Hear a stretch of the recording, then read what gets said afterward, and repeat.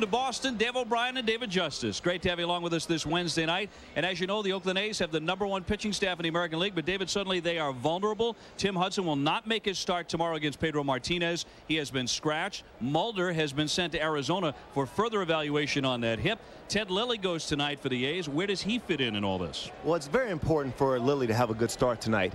I mean, you got to understand, this is a young kid, came over from the Yankees last year in a trade. He had some arm problems, but this is the first year that he's been given the ball every 5th day. But he's still a young kid, not a lot of experience. He's still trying to find some consistency. Over his last 5 starts, he's 1-1 with a 2.49. He's been working with Rick Peterson. They've scrapped the curveball and gone to the slider, and it has seemed to help him. We'll see if it works tonight against the #1 hitting team in the American League. But the Red Sox are batting just .270 since the second half got underway. That's the major reason they're 500 team, just 16-16 in the second half. Right. Well, this team has hit all year. You don't expect the team just to hit the whole season. Well, they're going through a tough period right now, and probably a time in which they really shouldn't be going through a tough period. But they've run into some good pitching. I mean, they faced Seattle, they faced Oakland, and but I think they'll come around. I think this is one of the most resilient teams in the game. They've had a lot of problems in April, so I look for them to turn it around, and they better get started soon. Oh yeah, because guess what? Seattle's coming to town over the weekend. Well, coming up, we'll be sending to the studio for a look at the Yankees' big win today, and we'll also have more tonight on the other races in baseball. But this is the one we're counting on tonight. The horses running in Boston. Miguel Tejada, who really sizzled last year, battling Manny Ramirez, maybe the MVP this year for the Boston. ESPN2's Wednesday Night Baseball, brought to you by Century 21, the official real estate organization of Major League Baseball. Pam Ward and Rob Dibble here in the Wednesday Night Baseball studios. Yankees already with a 3-run lead over Kansas City. Jimmy Gobble serves one up, Dibs. Well, it's almost been since Nick Johnson came back. The Yankees have been rolling. Bernie Williams, Nick Johnson will miss totally. He is crushing the ball. That was his 9th of the year, and now Carlos Beltran, a little bit of trouble on the base paths in the 9th. Well, you hate to run yourself out of a rally right here. You got Mariano Rivera on the ropes, and obviously they just ran into some trouble right there and give him an extra out, and then he finishes the job. That is Desi Relaford going down. The Yankees win at 8-7. They lead by 7 games now over Boston. Dave? Hi, Pam. Thank you very much. Wednesday Night Baseball from Fenway Park. The Oakland A's with a 1-game lead over this Boston Red Sox team in the wild card standings. And a look at the Oakland A's starting 9 tonight has Terrence Long leading off. Jose Guillen is in right field, hitting .271. That an American League average so far, David Justice. He was batting almost .340 with Cincinnati. Is this an adjustment period for him? Well, it's definitely an adjustment period for him. But he came over with a lot of confidence. I mean, this is a big year for this kid. But I think he's going to do great things for this ball club down the stretch. And like I say, he's confident. He's still got the capabilities out there. And, you know, this is what they needed. This is offense that has sputtered, and they need him to provide some. Tejada in particular is really scuffled against this guy, Tim Wakefield, who is 9-5 with a .410 earned run average. Of course, the knuckleballer. And he's on a good streak right now. He has not lost since July 8th. He's 3-0 with a .398 earned run average in his last 6 starts. Well, when he has that knuckleball floating up there, I mean, he can be very tough. And if you talk to him, you know, he doesn't know until probably deep in the first inning what kind of knuckleball he's going to have, but if he's got it working, he's very tough to hit. Well, the secret of hitting the knuckleball, I think, went with David Justice when he retired as an active player. We'll get into that tonight. And the first pitch is in for strike 1. So he gets started on Terrence Long, a .248 hitter, who has hit 14 home runs along with 52 runs batted in. They've been leading him off lately, and he's hitting about .300 his last 4 games as the #1 hitter. Well, he likes leading off. This guy still has some good speed. He's got one of the nicest swings, too, in the game. He also made one of the nicest catches in baseball right in this park last year. That spectacular catch against the Red Sox on the warning track and up against the right field bullpen fence. A terrific running and leaping catch. Made all the highlight reels. Ground ball. A high hop, and Millar takes it for the easy out at first base. 1 up and 1 down. Guillen coming up next, and now look around the diamond defensively for Boston. That's Manny Ramirez in left, Johnny Damon in center. Gabe Kapler is over there in right field tonight. Miller and Millar on the corners. Omar Garcia-Parra, and you like Damian Jackson there at second. Right. Well, you got a guy who has great range out there. He brings speed to your team. There's things you can do with him hitting wise in terms of hitting and running with him. So he adds an element of speed to their ball club tonight. Guillen again 271 since coming over from Cincinnati with 4 home runs and 8 RBIs. 337 though his batting average with Cincinnati. So a look at his combined numbers. Good power there. One thing he knows, batting in Oakland is not like batting in the new ballpark in Cincinnati, which is a bandbox. Garcia-Parra gets in front of it and in plenty of time to get Guillen. 2 down. You see, watch Wakefield so far. He's throwing strikes, and normally a good approach against Wakefield is he's trying to get ahead because he doesn't want to get into a count in which he has to throw fastballs. So he'll throw you hittable knuckleballs, as you see the pitch to Guillen as well as the ones to Terrence Long. They're up around the chest area. Terrence Long actually took 2 of them that would have been pretty good pitches to hit, and he varies that knuckleball. So when he gets 2 strikes on you, then he throws it a little harder to try to make it dance a little more. So he'll change speeds on it. That's the real secret to a successful knuckleballer. I talked to guys like Charlie Huff and Tom Candiotti over the years, and Tim Wakefield, and changing speeds on it and changing eye levels is such a key. Here's Eric Chavez. He's hitting 272 with 23 home runs. Wakefield, by the way, 7-4 lifetime against this Oakland A's team, so he's handled them pretty well. That one popped out of play off to the right. And in order for Tim Wakefield to get strikes, he must start that knuckleball up around the chest area. Well, what happens is sometimes it doesn't knuckle that much, and it's very flat when it's up around the chest area. And that's the best one to go after. And you see him early in the count, he'll throw him up there because he's trying to throw him for a strike. But sometimes they're very flat, the best one to hit. Yank foul, and apparently you got a hold of a lot of those flat ones, or at least waited for the one that was flattest, because you hammered this guy in your career. And I know that looking at your numbers against knuckleballers all throughout your career, you like to swing the bat against these guys. Yeah, I mean, because like I used to tell my teammates, the approach was very simple. Look for a ball that's chest high, because that's the one he's going to throw slow. He varies his speed, but very seldom, I'd say rarely, do you see him throw a knuckleball hard up around the chest area, because there's a good chance of that knuckleball getting away, going over the catcher's head. The best one is the one up around the chest area. Popped up on the infield. Wakefield says he's going to take it, and the pitcher just inside the fair territory makes the catch, and that's it. It's a 1-2-3 inning for Wakefield. Here comes Nomar Garcia-Parra hitting .320 overall. He'll bat third when we return to Fenway. The Red Sox lineup has Johnny Damon about to swing away. Then it's Bill Miller and Nomar Garcia-Parra, followed by Manny Ramirez in left, Kevin Millar at first base. Varitek the DH tonight. Doug Marabelli doing the catching. We talked about Damian Jackson at second base. He'll bat ninth. Nomar Garcia-Parra, one of the top 7 hitters in the American League. Bill Miller having an excellent year. Manny has maybe set himself an MVP pace in the American League. A slicing line drive base hit to begin for Johnny Damon, who was 2 for 2 last night and 1 for 1 tonight. He gets that one off the left-hander Ted Lilly, who comes in 6-9. He had no decision in his start against Boston last week in Oakland. David, he pitched very well. He went 6. He allowed just 3 hits. The bullpen coughed up the lead. Right. I mean, he has pitched well in his last 5 starts. That particular pitch, that's too good of an 0-2 pitch. Probably should have went with something in the dirt or something out of strike zone. Pretty much doing one right down the middle, and he was able to get a base hit. So that sends up Miller. Bill Miller at .325. He is the number 2 hitter in the American League, behind Ichiro, who is hitting .338. That means the Red Sox have 3 hitters in the American League top 10. And those 3 bat 2nd, 3rd, and 4th in Boston's lineup tonight. After Miller, it's Garcia-Parra and then Manny Ramirez. Fouled off, and the count quickly goes to 0-2. It's going to be very important tonight, though, for Lilly to work ahead. This is a very good hitting ball club, and you don't want to be pitching too much behind in the count.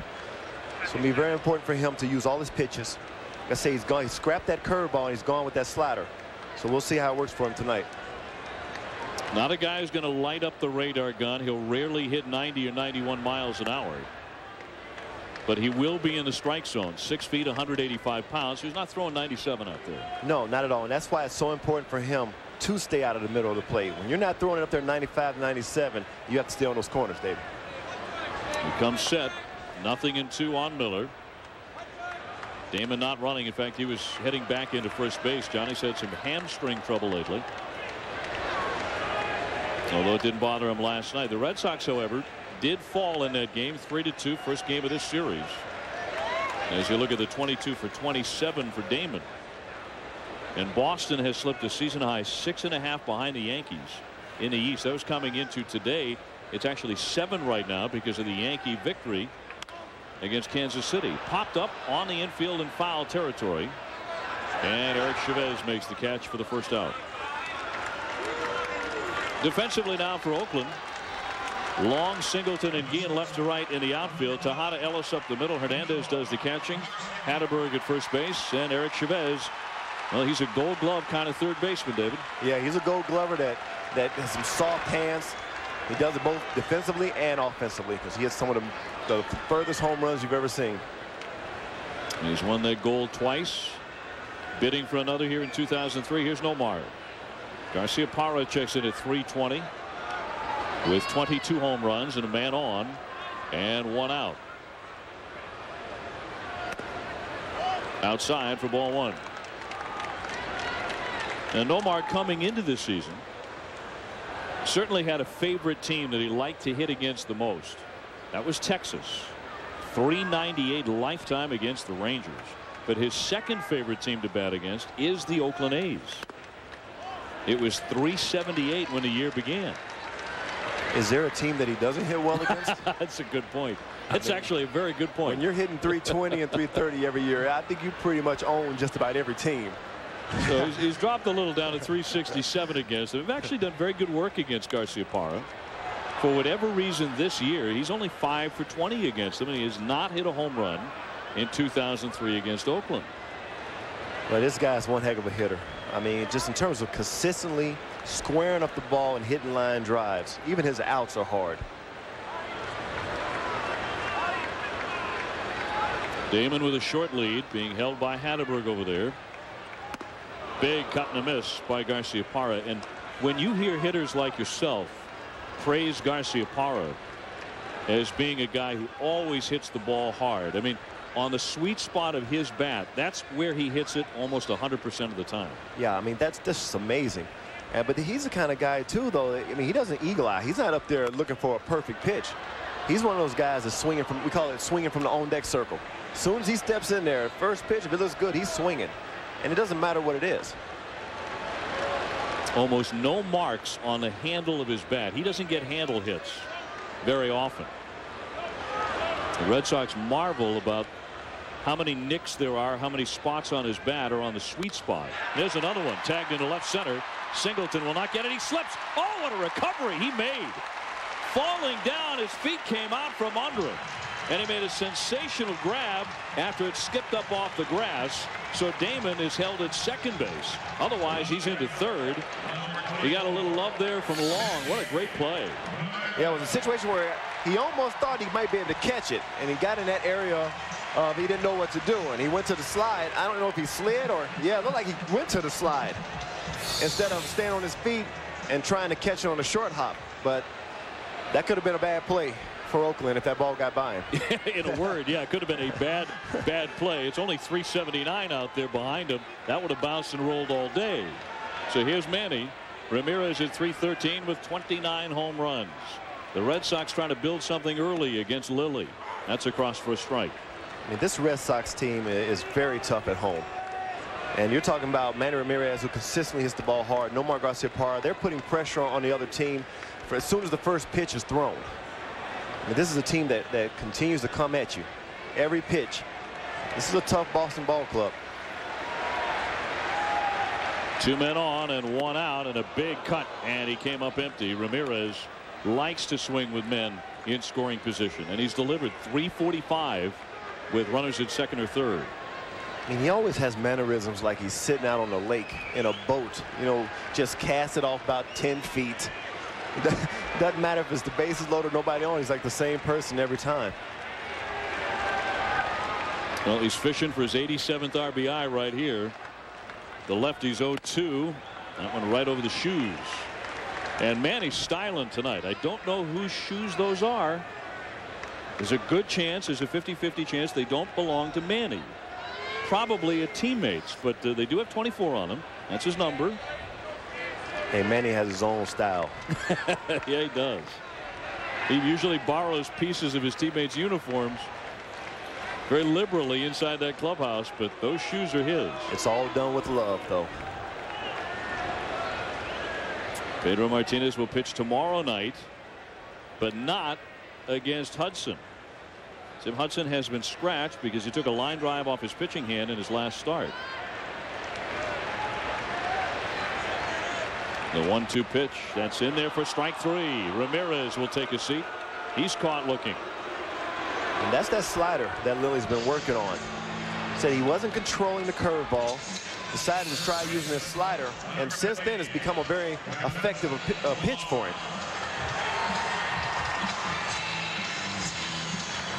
So Manny fooled. You know, those great looking shoes. He heads back to the dugout.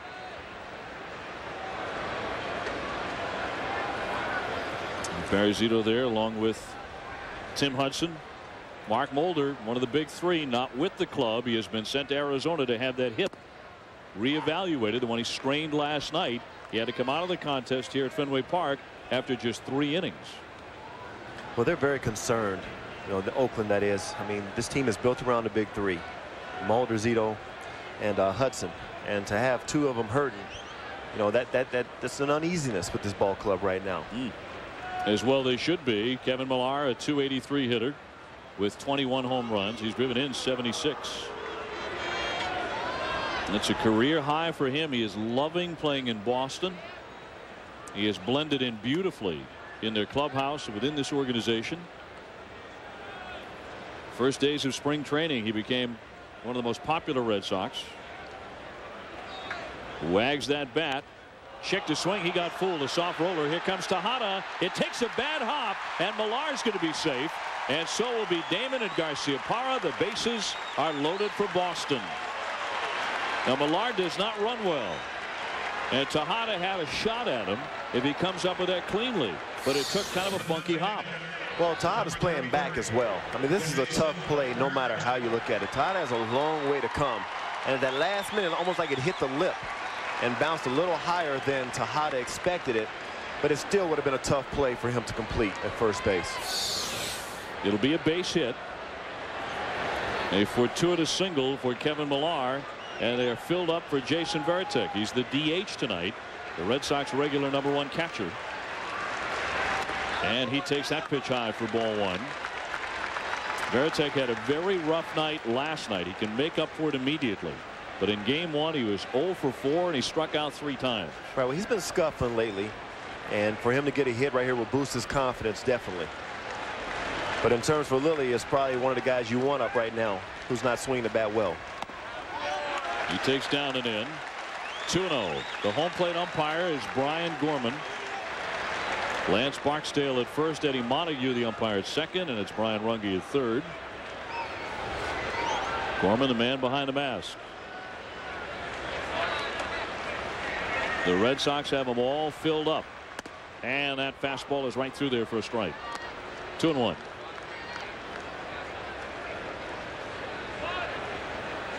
Lilly trying to survive the first inning at Fenway.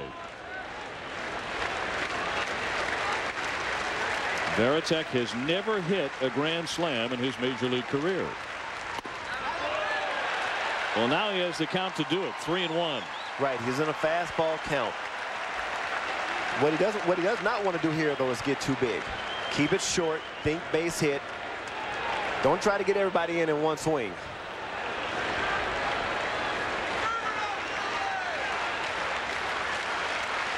No place to put him. The southpaw kicks and fires.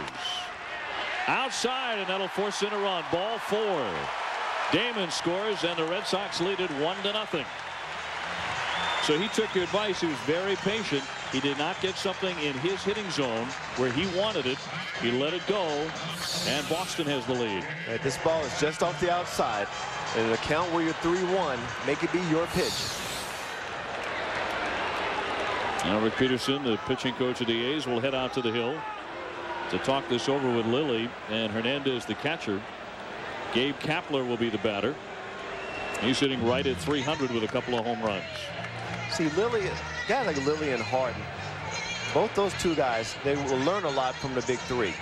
But in their outings, what they have to focus on is keeping the team in the game. And then let the offense manufacture a run, just like last night. The bullpen came in, they kept Oakland in the game, and then they got the big hit from Hernandez. That's what Lilly and guys like Hart need to do. I mean, you can count on the big three to pretty much shut teams down. Guys like Zito, Hudson, Mulder, they normally don't give up a lot of runs. You can expect them to keep teams to 1 run, maybe 2. But Lilly, who has an earned run average in the 4s, what he doesn't want to do is let a game get too far away from him where he gives up 5 or 6 runs, and then it's such a big deficit because this offense hasn't shown that it can cover a 6-run deficit too often.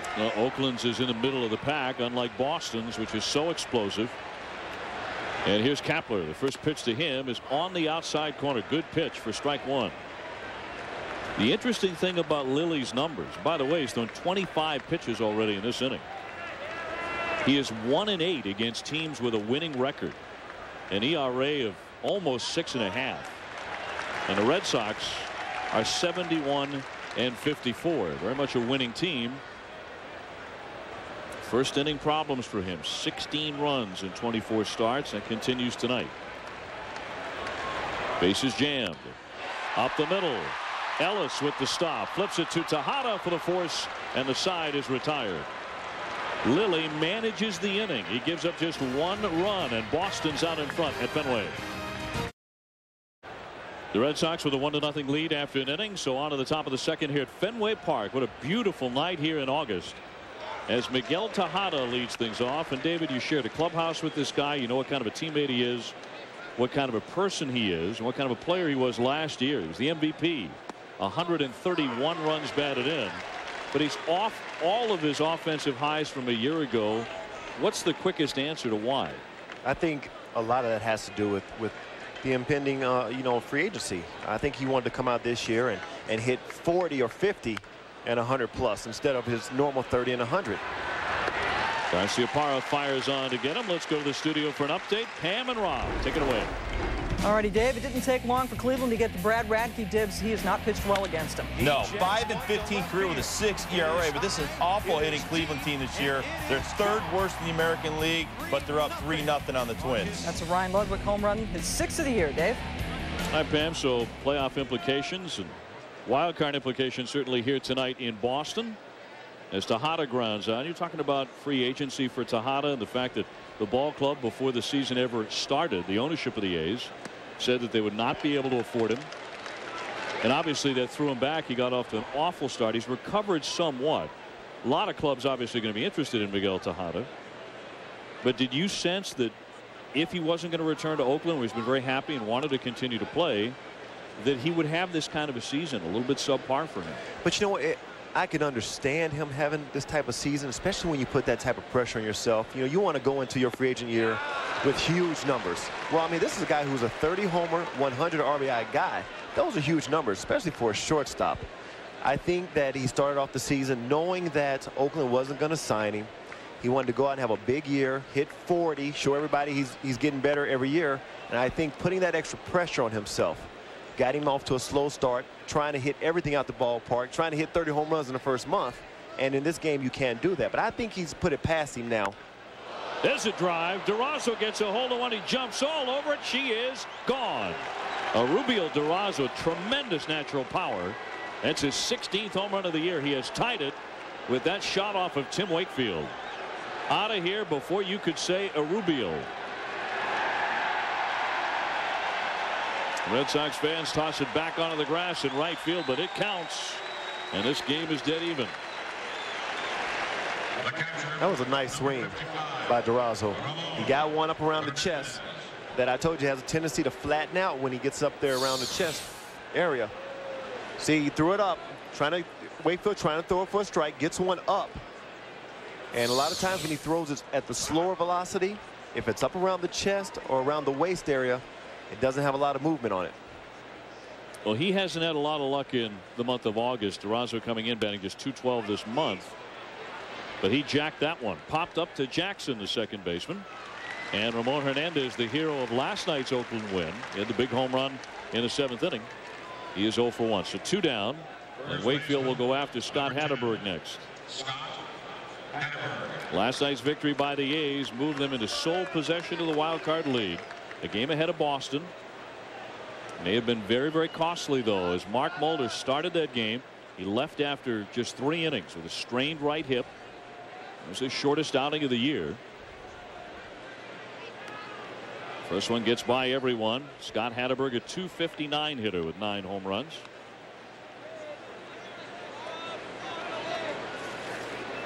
And again, to repeat it, Mulder is not with the A's right now. He has been sent to be evaluated by a doctor in Arizona. So he has left the ball club.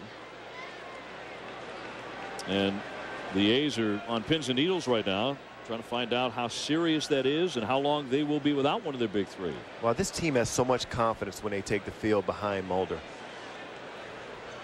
As well as the fact that, I mean, he has 9 complete games this year. So the bullpen likes when he's out there, too, because they get a rest sometimes. Sure. 55 wins over his last 3 years. Right now expected to miss a couple of starts, but we'll see. Yeah, I mean, hopefully for the A's, it's only a couple of starts because you need all 3 of those horses down the stretch if they have any chance of making it into the postseason. I mean, this is going to be one heck of a battle for this wild card. I mean, they still have a chance to catch Seattle, but this may come down to the last day of the season. Inside for a ball. Certainly, if you look at the Red Sox schedule in the month of September, and we'll talk about this in greater detail a bit later, they have, Boston does, a much easier road. Line shot and almost got Wakefield. Base hit for Hatterberg, but it almost took number 49 or parts of him with it into center field. And this is one of the reasons why Wakefield wants to work ahead, because if he gets behind 2-0, he has to come with his fastball. He got him 3-2 and went ahead and went with the fastball, and Wakefield probably throws maybe 80 miles an hour.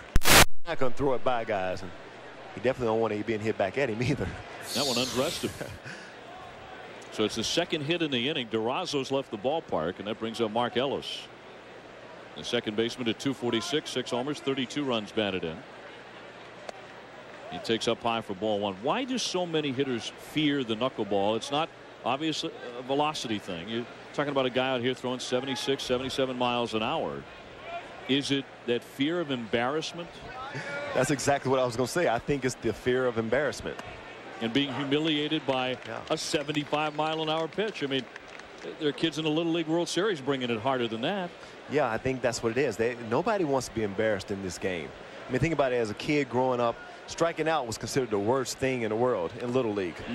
And I think all of that ties into it. I mean, you don't want to strike out for one. And secondly, you don't want to strike out on a very slow pitch, because then, you know, you got all the, even so your teammates sometimes laugh at you, you know, if the swing is very ugly. Well, they talk about hitters, and you were one of those guys who would take a walk, and if someone was going to throw around you, if they were going to pitch around you, you'd take that. You had to be patient. But with a guy throwing this soft, this slowly, you have to be even more patient. On a strikeout, the catcher, Mirabelli, went all the way to the backstop, and the runners are going to be safe. But I think there's a fine line between being patient and then between what I call eagle-eyeing him, trying to look for a perfect pitch. Because I think I've always maintained the best pitch to hit off a knuckleball guy. That's a great pitch there. I mean, that ball really danced on him. And I mean, Mirabelli, it's tough for him as well as tough for the umpire. I mean, it's not often that umpires get a chance to call games with knuckleballers, so it's tough for them. Sure. As well as for Mirabelli. I remember Mark Lemke used to throw a bunch of knuckleballs when we were playing around catching beforehand. And sometimes you needed that protection on you because his ball was dancing so much. So, I mean, it's tough catching knuckleballers. Yeah, I think we all know what you mean.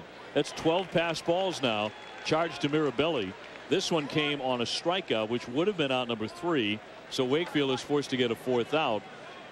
And poor Doug Mirabelli, who's a good defensive catcher, that number looks really ugly. A dozen pass balls, but that's how it goes when you are the personal catcher of a knuckleball guy. Exactly. I mean, you look at Mirabelli, I'm sure he probably has a different type of glove, because I heard Wakefield carries a different glove with him. But he saved one of his best knuckleballs for on the strike 2 pitch to Ellis. And it was too good of a knuckleballer. Yeah. In there for a strike. May have come with a fastball there. And it is 1-2 on Chris Singleton, followed by Terrence Long. And every once in a while, Wakefield will bring in a so-called fastball, something straight, a little bit harder, just to keep a hitter guessing. 2 men on. That's in there for strike 3. So he does pick up the second strikeout and the 4th out in the inning. He gets Singleton, but Durazo got Wakefield, and man did he on this shot number 16 for a rookie. The Red Sox and the A's battling it out for the wild card. It has become a 2-horse race here in the American League, and they're tied up at 1-1 in the bottom of the 2nd inning. Doug Mirabelli, then it'll be Damian Jackson and Johnny Damon for the Red Sox. They have Seattle coming in next. They'll be here over the weekend. It's a big 3-game series here at Fenway Park. The Mariners with the 2nd best record in the American League. Boston has 6 games left this season with the Yankees. But by the 2nd week of September, the schedule gets a lot easier for the Sox. And around here, it's almost as if Red Sox fans throughout New England are hoping September comes a lot sooner than later, that they're still going to be right there in the wild card race and not, say, 5 or 6 games back when that schedule eases up for them. Well, they definitely have probably the toughest schedule from here on out. I mean, you're talking about Seattle coming in for 4. Then don't count Toronto out. Then they got 3 against New York. And those are going to be some games. But then you look at September. A lot of people are saying, hey, well, they're playing Tampa Bay. They're playing Baltimore. Tampa Bay plays them tough. I mean, that's not an easy victory. But Baltimore has been their nemesis this year. They're only 5-7 against Baltimore this year. Right. And recently, the Orioles took 3 out of 4 from Boston. Yeah, so don't count Baltimore and Tampa Bay just because they're playing under 500. They're going to be playing that spoiler role. They'll have something to play for. It'll just be called the spoiler role. Lou Piniella has the Devil Rays playing pretty good baseball in the 2nd half. They have a winning record. Boston's last 2 series of the regular season come against Tampa Bay and the Orioles. They also have a series against Cleveland. The Orioles 20 games out of first place. The Devil Rays are 26 back. On paper, it looks like Boston should have an easy time, but it really hasn't been entirely the case. Well, there's always that one team every year that everyone seems to be successful against, but they give your team fits. Base hit, punch to the left side hole by Doug Mirabelli. Already the 4th hit of the ball game for Boston against Ted Lilly. Well, coming up when we're done here, it's off to a potential playoff preview. The first place Braves face off against the San Francisco Giants. Barry Bonds returned to the Giants lineup last night. He hit a game-winning walk-off home run in the 10th inning. The Giants now lead the West by 8.5. It all comes your way at 10 o'clock. Dave Barnett, Tony Gwynn will have the call for you. Creeping up the all-time list, and there's his godfather, Willie Mays, at 660. Barry now at 651. That's unbelievable. I mean, 651 home runs, that's a lot of hitting. I think if we put my little league home runs and your little league home runs and all my major league home runs, we still probably 200 short. Well, how many did you hit in the big leagues? 305. 305. So you take my 2 little league home runs. 307. 307. And the 55 you hit in little league. Hold on, I might have hit 100 in Little League. I was all world in Little League. Not that you're counting or anything. We're still 200 short, 200, 300 short. That's right. That's right. Did you pitch 2 in Little League? You mean to tell me you're only adding 2 to this pot? That's all I can give you. I'm sorry, David. And those were infield home runs too. I mean, those were, 6 guys got a glove on it, knocked it around, and I just kept rounding the bases. But it's pretty amazing to think he is that close to 700. Hey, on the topic of Little League, they're very happy here in Massachusetts. Saugus, Mass, defeating Boynton Beach 4-3 in the Little League World Series. They play again tomorrow night. It's been a big hit the last several years in ESPN and ESPN2. And fans here in the Boston area delighted that Saugus is doing so well. I mean, they made the scoreboard at Fenway Park. How about that? Yeah, it is exciting watching them. I found myself watching them yesterday.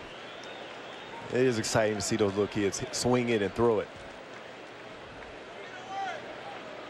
Apparently, Nomar's been staying up late watching the Little League World Series. Going to do our best to keep Nomar Garciaparra lively tonight. They had the Curacao team on today, and they asked all the kids who their favorite player was, and 99% of them said Andrew Jones. Randall Simon must be from Curacao. He's the other guy. Because he had a couple. You heard like 10 Andrew Joneses in a row, and all of a sudden I heard Randall Simon. I said, well, he must be from there. That's right. Not too many big leaguers hail from the island there. Fly to center. Singleton backing up, and with all sorts of room to patrol in a big outfield. At least that part of it at Fenway. He hauls it in. So Damian Jackson retired. That'll send up Johnny Damon. When you were a little leaguer, you must have been a pitcher. You had to have been one of those guys that we all were scared to death to get in the box. You were throwing a no-hitter every day. At what point were you no longer a pitcher? When I was drafted by the Braves in '85, because I pitched in college as well. But enough about me. I don't want to start lying about my stats. And you know, we all get, the further removed we get, the better we were as players. Sure. That's how I am with my golf game. Same thing. As I say, when I'm about 55 years old, I will have been one heck of a major league player to anyone I talked to at that time. You were a heck of a major league player, and you're in the playoffs every year. Every single year. That was the amazing thing about watching you play. As Damon knocks that one foul. Johnny with a base hit scored the first run of the night for Boston. And he did that after Varitek took a bases loaded walk in the opening frame. Now Lilly able to work his way through a difficult first in which he gave up 3 hits and the free pass. He got out of it with a ground ball. This one hit weakly and a foul ball just outside third base. So you would think, David, that Lilly able to get through against a very tough lineup, the best lineup in the American League, giving up only 1 first-inning run, that would give him a great lift. Well, yes, like I said, his job tonight is to keep his team in the game, keep them within striking distance. And when I look at Lilly, I still see a young guy who does not have a lot of game experience. This is the first year that he's been given the ball every 5th day and told go out and perform. Looping line drive. It's caught out of the air by Tejada. No play at first base, and they're 2 down. So that'll bring up Bill Miller. Now we go back to last week in the series between the Red Sox and the A's. This was with Lilly on the mound, and Miller took him yard. Bill Miller is having a tremendous season, batting out of the number 2 slot tonight. He has 15 home runs now. You talk about a guy who, coming to Boston, changed everything for. It's Bill Miller. Always a real nice player, but he's become an all-star caliber player in this city. I think a lot of it has to do with his positioning in the batting order. I mean, look at the thunder that he has behind him. He's getting pitches. He's worked on his game and has become a better player, both offensively and defensively. But he's not missing too many of those fastballs he's getting down the middle. And they're not messing around with Bill Miller too much, because of all that thunder that he has behind him with Nomar and Manny and you know, the rest of the guys that are coming behind him. So he's done a great job out of that second spot. Well, a .324 batting average with power and with RBIs. He takes the fastball outside. That one just missed.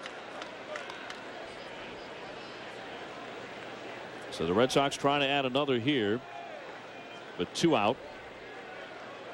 Mirabelli no threat to run over there at first.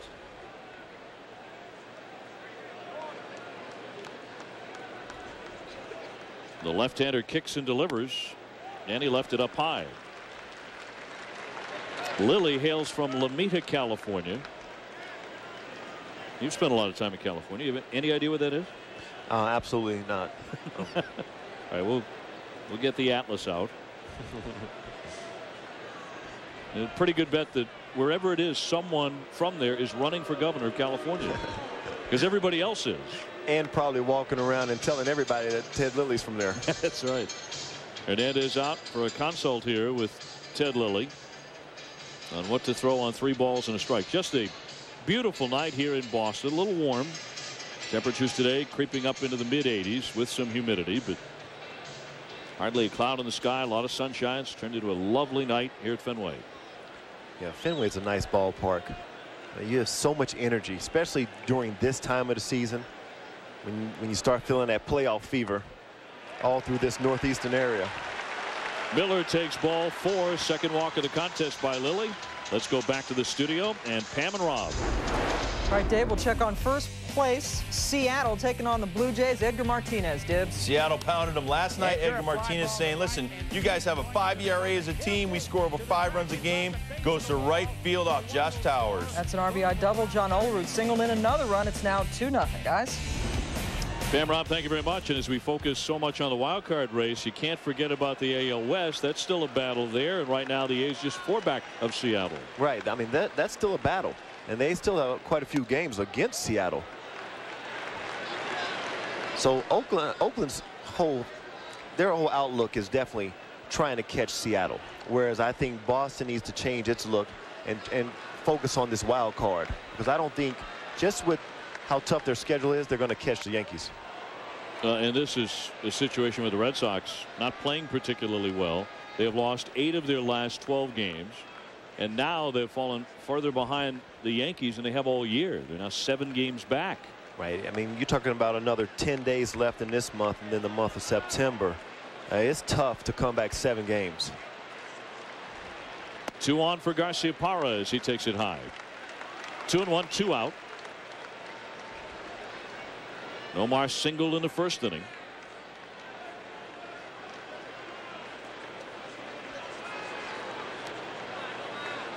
This is pitch number 52 already by Lilly. So 52 pitches, and he has 2 out in the second inning. He is not going to be on this hill for a long time tonight at this pace. Right now, as I was saying earlier about Lilly, I mean, he's still relatively a young guy. He's still trying to basically find some type of consistency. And this is the first year he's been given an opportunity to get out there every 5 innings. But he's still, he hasn't got the game mastered. High fly ball, center field, not deep. Singleton getting a good long look at it and backs up to make the catch.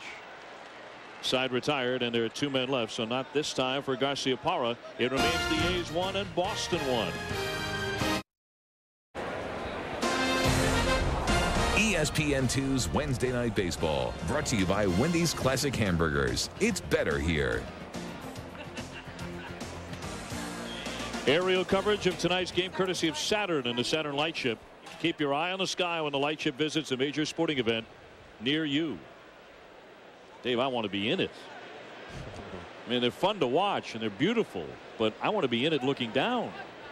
And I'll be right here looking up at you. I'm not getting you up there, huh? Just tell me all about it. I'll live through your experience. I'll enjoy it through your experience. Going to live vicariously through my blimp experiences. Yes, huh? I will.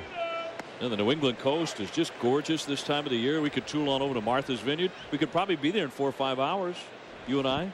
Just tell me all about it. Pack a lunch, no? Tell me all about it. Terrence Long 0 for 1. He's grounded out. Now he flies this one deep to left. Ramirez on the track. Manny hauls it in.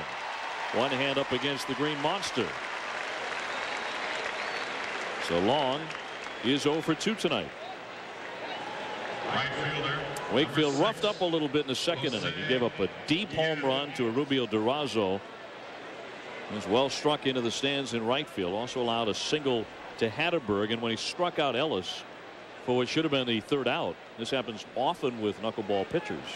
The catcher could not stop it, could not make the catch. And Mirabelli was charged with a passed ball as it rolled all the way to the backstop, and the runner was safe. It's 12 passed balls charged to Mirabelli. Obviously, he catches Wakefield all the time. Swing and a miss. Boy, did Guillen wind up to try and hit it a country mile, and he missed it. And that was the really slow one. 57 miles an hour. Guillen tried to hit it to the next state over. That would be New Hampshire. Depends which way you're turned. You mean you tell me you got spun around more than once by a knuckleball guy? Well, if I got out in front of it, I might hit it foul down toward New York, which is that away. Just outside on Guillen. He grounded out to short in the first inning. This one tied up 1-1. They've got another one left tomorrow. Pedro is on the mound for Boston. Swing and a miss. He screwed himself right into the ground in striking out there. Third strikeout for Wakefield. Let's go to the studio and Pam Ward. Pam. All right, Dave, we're going to show you a tough inning here for Casey Blake. Brian Anderson throwing changeups. Got to play D, Dave. Yeah, you got to be able to pick this ball clean. He couldn't throw it to home. He doubled clutches, and Shannon Stewart with that great speed is safe. He throws another changeup, almost the same results. Couldn't pick up the ball. Luis Rivas scores 3 errors already for Cleveland. That game's tied up at 3, fellas. Eric Chavez in the batter's box. He's 0 for 1. He's popped out to the pitcher. 23 home runs for the A's third baseman. He hammers that one toward Garciaparra. The one-hander throws him out. Side retired in a nifty inning for Tim Wakefield. And here comes Manny Ramirez, who will lead off against Ted Lilly when we come back to Fenway Park. Lovely Wednesday night here in Boston. Dave O'Brien along with David Justice. David, this is a 2-horse race now for the wild card, it would appear, between the Red Sox and the Oakland A's. Right now tied up at 1-1 tonight. But the A's have some issues with their pitching, of all things. As we get a look at Tim Wakefield, who's been sharp with that knuckleball so far. Because of the injury, the hip strain of Mark Mulder suffered last night, he has left the ball club. He's being evaluated in Arizona. Tim Hudson was supposed to start again tomorrow, but he's going to be scratched. He will not make that start. Instead, Harden will make it, the rookie. And you sense that inside their clubhouse, there's some tremors. They're a little bit uneasy about their pitching status.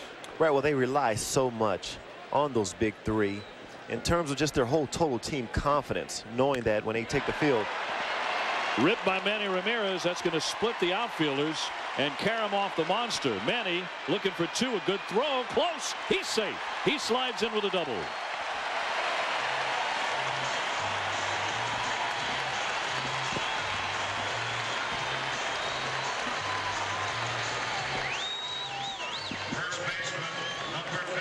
Manny Ramirez with a 2-base hit. And he got him a pitch on the inner half of the strike zone. And Manny's one of the best at getting those hands and inside the ball and getting the meat of the bat on the ball. But this is a nice play by Singleton, getting to it, playing the best you can play it off that wall, and putting a very strong throw in the second. I got a feeling about Manny Ramirez. He's 5 out of 9, 2 homers against Ted Lilly in his career. That's a strike to Kevin Millar. He's 1 for 1 tonight. Manny's one of those guys, when he locks on a pitcher, and he appears to be locked on Lilly, there's no hope for the guy on the mound. It's over. He's just so talented, and people don't understand how hard Manny works at hitting. We played together in Cleveland, and I never seen a guy get to the park so early as Manny. And he would get there early, go into the cage, have the pitching machine just on sliders, and he would be sitting there hitting sliders. And a lot of people don't see that in Manny, or wouldn't know that about Manny, but he's a very hard worker, especially on his hitting. Millar trying to drive him in. Well, I think part of that is Manny's own fault. He does not particularly like being around the press. He doesn't like talking to the press. He's not a guy that's quoted very often about hitting, about his techniques, about how hard he works, about his philosophy, about his personal life. He's shy by nature. Yes, very shy. Yeah, and he does have that laid-back persona about him. But I tell you what, you will see some sweat. Millar pops it up. Maybe a play for Hatterberg. Near the Red Sox dugout, he makes the catch. So Millar can't pick up that RBI, cannot advance the runner. And there's one away. Yeah, you'll see some sweat on Manny's forehead about 1:30, 2 o'clock every day. He's usually one of the first guys at the ballpark. The other thing that you told me a couple of months ago when we were doing a Red Sox game, you said he's so funny. He's got a great sense of humor. His teammates love him. They absolutely adore him. Every team he's ever been on, he's been one of the most popular guys. But a lot of people don't know that either. Well, they just don't know the real Manny Ramirez. Manny Ramirez is like a big teddy bear. I mean, he's such a great, genuine person. Line shot and a base hit by Varitek. That gets the long quickly, and Ramirez moves up to third. Ripped by Jason Varitek, who has the only RBI tonight for Boston. That was on a bases loaded walk in the first inning. Well, in his first at bat, he was able to see a lot of pitches from Lilly. And he did a really good job. Manny did a great job right there of holding on a short line drive. This is exactly the way it's done. You have to look first to make sure the guy doesn't catch it so that you're not doubled off at second, and then proceed on to third. That's the best that Manny could do right there. But Veritek saw pretty much everything that Lilly had in his first at bat and was able to get something that was more to his liking and hit it pretty solid to left field. Here's Gabe Kapler. He's 0 for 1. Runners at first and third, 1 out for Boston. In tight at the hands for ball 1.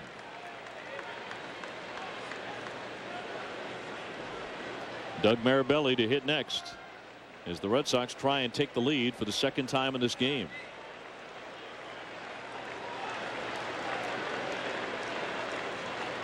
The lefty comes home. Line shot into the gap in left center. Ramirez scores. Veritek is heading into third. They'll pull him up there. It's a double and an RBI double for Gabe Kapler. Boston leads it 2-1. And Kapler was able to get a pitch right over the middle. Looked like that slider. Kapler's done a great job since coming over here, hitting over 300 and coming up with some big hits for this ball club. Number 28, Doug Mirabelli. See, Lilly's missing too much in the middle of the plate. Not really commanding any part of the corners. And this Red Sox team, if you stay over the middle of the plate, they're going to hit you hard. Lilly has been working from the stretch from the very beginning of the game when he allowed a single to Johnny Damon. Now, the first inning, it wasn't like the Red Sox, even though they had 3 hits and loaded the bases at one point, wasn't like they tore the cover off it. But since then, especially in this inning, 2 doubles and a rip single by Veritek, they are keying in on him and hitting the ball right on the button. Well, they've really made him work. I mean, his pitch count is very high. And like I said, he's missed too many over the middle of the plate. This is too good of a hitting ball club that you can allow yourself to make so many mistakes in the middle of the plate. On the inner corner for a strike on Mirabelli with a base hit in the second inning. He's 1 for 1. Now remember, last night the A's rallied to win 3-2 despite losing Mark Mulder, who pitched just 3 innings. But that meant that the A's bullpen had to go 6 innings in that victory. So they need some work out of Lilly tonight. They can't really take another 2 or 3 inning outing from him. Yeah, it will be interesting to see how far they allow Lilly to go in this game, because with this high pitch count and the fact that the bullpen was worked so much last night, Maka has some decisions that he may be having to make here real soon. Veritek and Kapler get their leads, and it's swung on and missed by Mirabelli. Damian Jackson, the next man due up for Boston.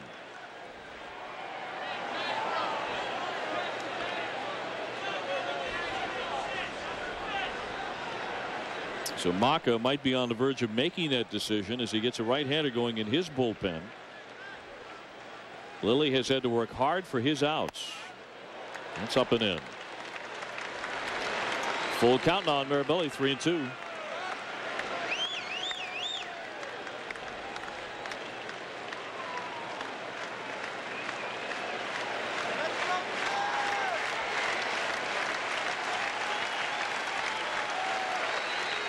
Here it comes.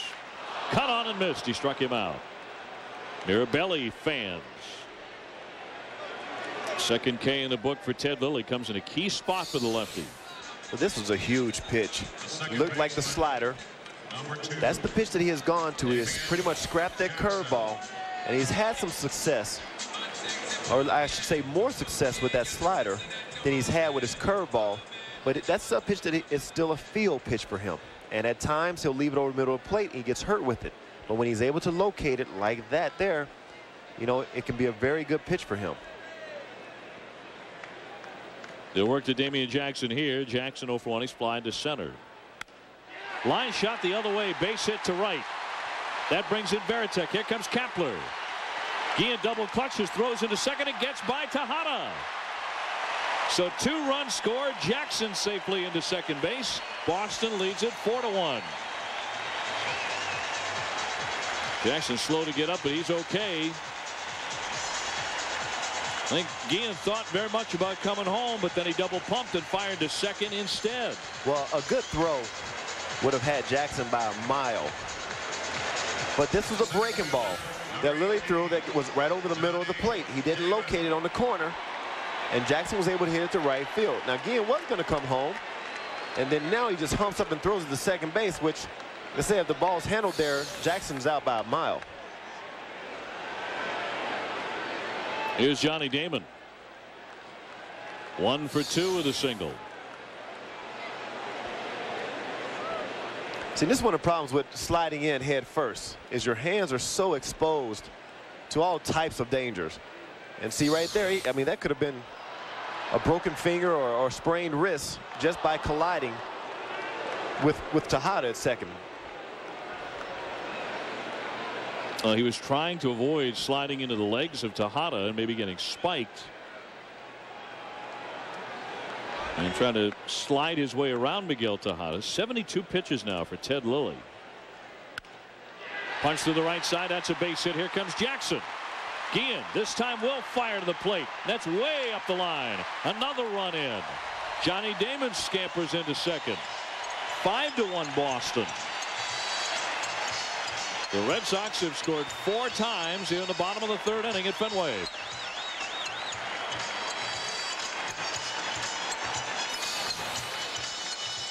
Well, he gets a fastball, and Guillen with that great arm likes to show it. But Jackson has pretty good speed. And he throws up the line, but got to hit the cutoff man and try to keep Johnny Damon from going to second. As soon as Johnny Damon saw that throw was high, he kept on going. And now you got another runner in scoring position. And now you have the 8th man to bat in this inning in Bill Miller. He's popped up and he's taken ball 4 tonight. Well, in this inning, the A's have got a little sloppy with the throw to second base where Tejada makes the catch.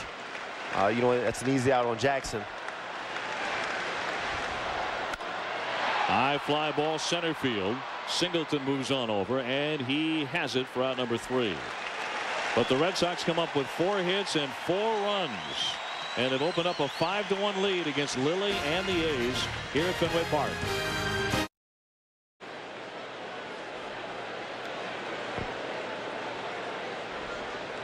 Fourth inning getting underway here, and the Red Sox have a 5-1 lead over the Oakland A's. This is an A's team that at times is challenged for offense. Todd Walker goes in to play second base.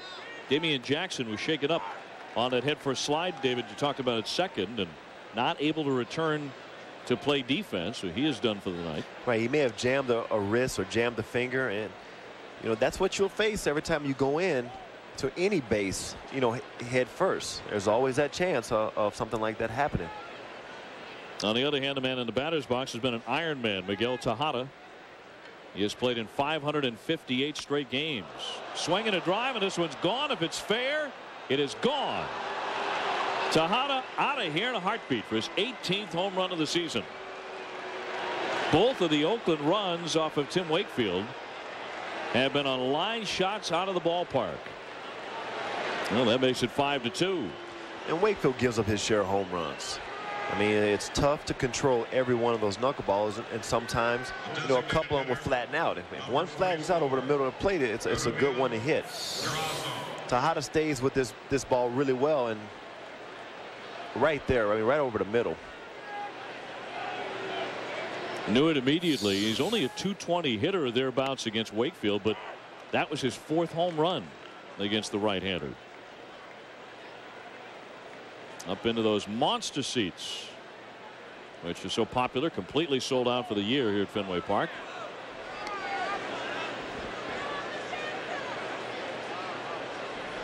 They have been an incredible success. There's a lot of cynicism about that, whether or not those would be such a big hit and whether or not it was sacrilegious here at Fenway Park to put seats up on top of that wall. But people love them, absolutely love them. Durazo takes outside. He's homered. His shot into the right field stands back in the 2nd inning. There's so much history surrounding that wall in left field. Some of the true blue diehard Red Sox fans probably didn't want anybody touching any part of it until they got a chance to sit there. But they've done a very nice job with the seats that they've put up there. Well, they have their own bathrooms up there, their own concession areas tucked inside the monster. They actually have their own gate to go up there. Red Sox fans pay $50 per seat. And they're completely sold out, and the word is they're going to double it next year and sell them all out again. Miller underneath it. Durazo is gone. One away. Let's go back to Miguel Tejada's swing, and it was gone instantaneously.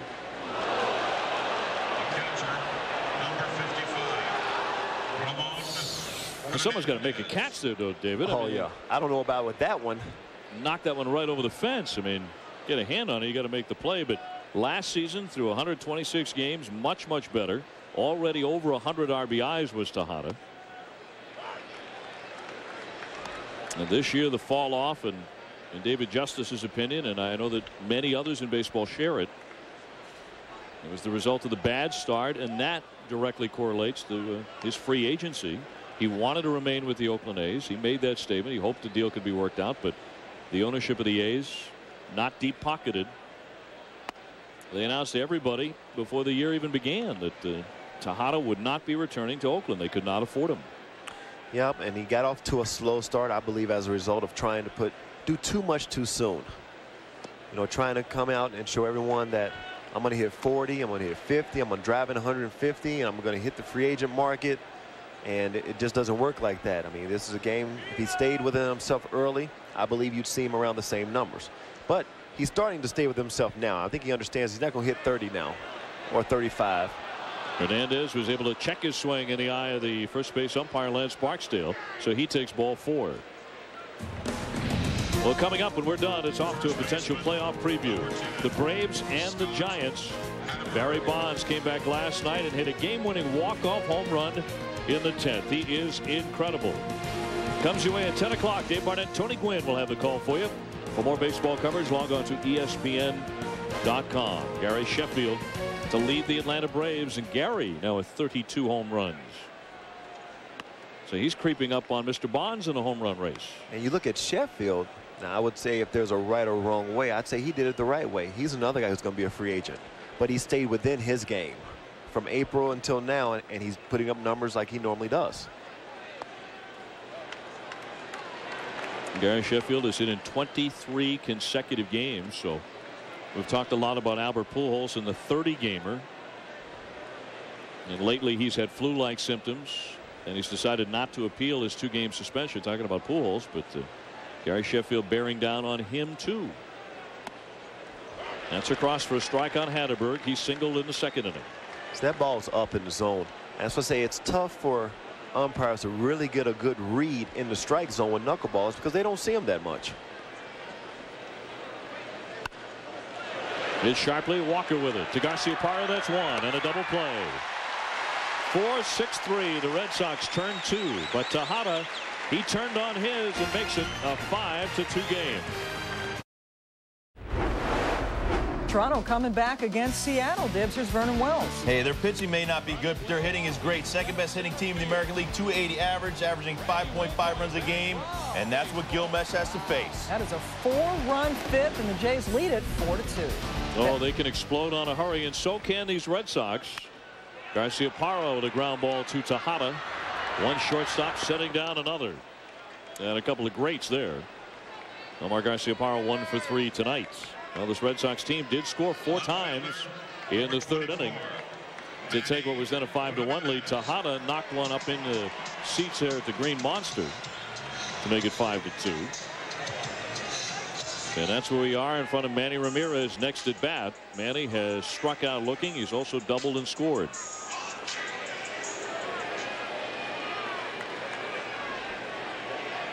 Manny now 31 years old in his 3rd season with Boston. He's been named to 7 All-Star teams, including the last 6 in a row. Won his first batting title in 2002, finished 9th in the MVP voting that year. It's 5 straight years he has cracked the top 10 in MVP balloting, and maybe this will be the year he winds up on top. Pulled wickedly foul. And up into the crowd, it was skipping over the hands of the fans like a stone on a pond. There's the MVP from a year ago, Miguel Tejada. How do you not come to a game without a glove? Especially down there. That's right. Absolutely right. And when you're this close as you are at Fenway. I mean, there's just nowhere to go. You got to have a glove. I don't think people realize how hard these balls are being hit. Somebody in that corner does now. Well, somebody going home with a bruise. Hopefully just a bruise. That's, yeah. Inside on Ramirez. Manny with 29 home runs. And Lilly has labored to throw 80 pitches in just 3 1/3 innings. And it's not like the walks are out of line. He's just going to a lot of 3-ball counts. And now ball 4. You look at this Boston team. I mean, they're so good at home. They're 39-20 at home, but then you look at their road schedule, they're under 500.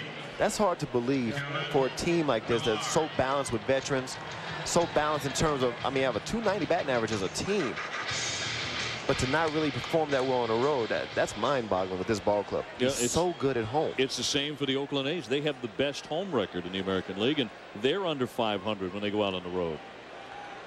And yet one of these two is likely to win the wild card, and obviously they're going to do it on their home strength and not their road strength. Now, if I had to think why Oakland is better at home, I definitely, because, you know, Oakland, it's easy to go in Oakland and have 10,000 fans on a Tuesday night, even though they're a first play or fighting for a wild card position. Sure. I mean, they can kind of, you know, lull a team to sleep in Oakland Stadium. You know, so I can see that kind of, I mean, you leave this atmosphere here in Boston, you know, with 30-something, 40-something thousand people and all this energy, and you go to Oakland tomorrow, you can take this same team and put them in Oakland tomorrow, you might get 10,000 fans. You know, so Oakland's used to that. They're used to coming home and playing big games in front of small crowds, whereas if you're a team like Boston going there, it may be somewhat of a letdown, you know, not to see a packed house. Well, let's also make the point that it's a good pitcher's ballpark. It's a great pitcher's ballpark in Oakland, and they have great pitchers. Yes. And they really take advantage of the environment there in Oakland at Network Associates Coliseum. Yeah, you're exactly right about that. Millar lobs that one foul back out of play. Kevin has gone 1 for 2 tonight with a base hit. I mean, they have so much foul territory in Oakland. And then with this pitching staff, I mean, as good as it's been, you're right, they just don't give up as many runs at home. And the Red Sox love playing in their ballpark as well here at Fenway.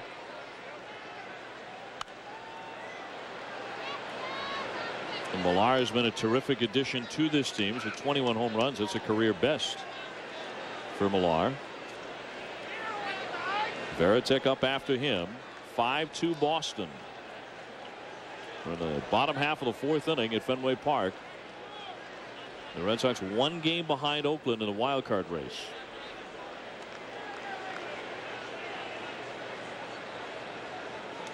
Millar acquired from the Florida Marlins for cash considerations in February. Very nearly went to Japan until Major League Baseball could work out an end to that situation and that contract. That got pretty messy.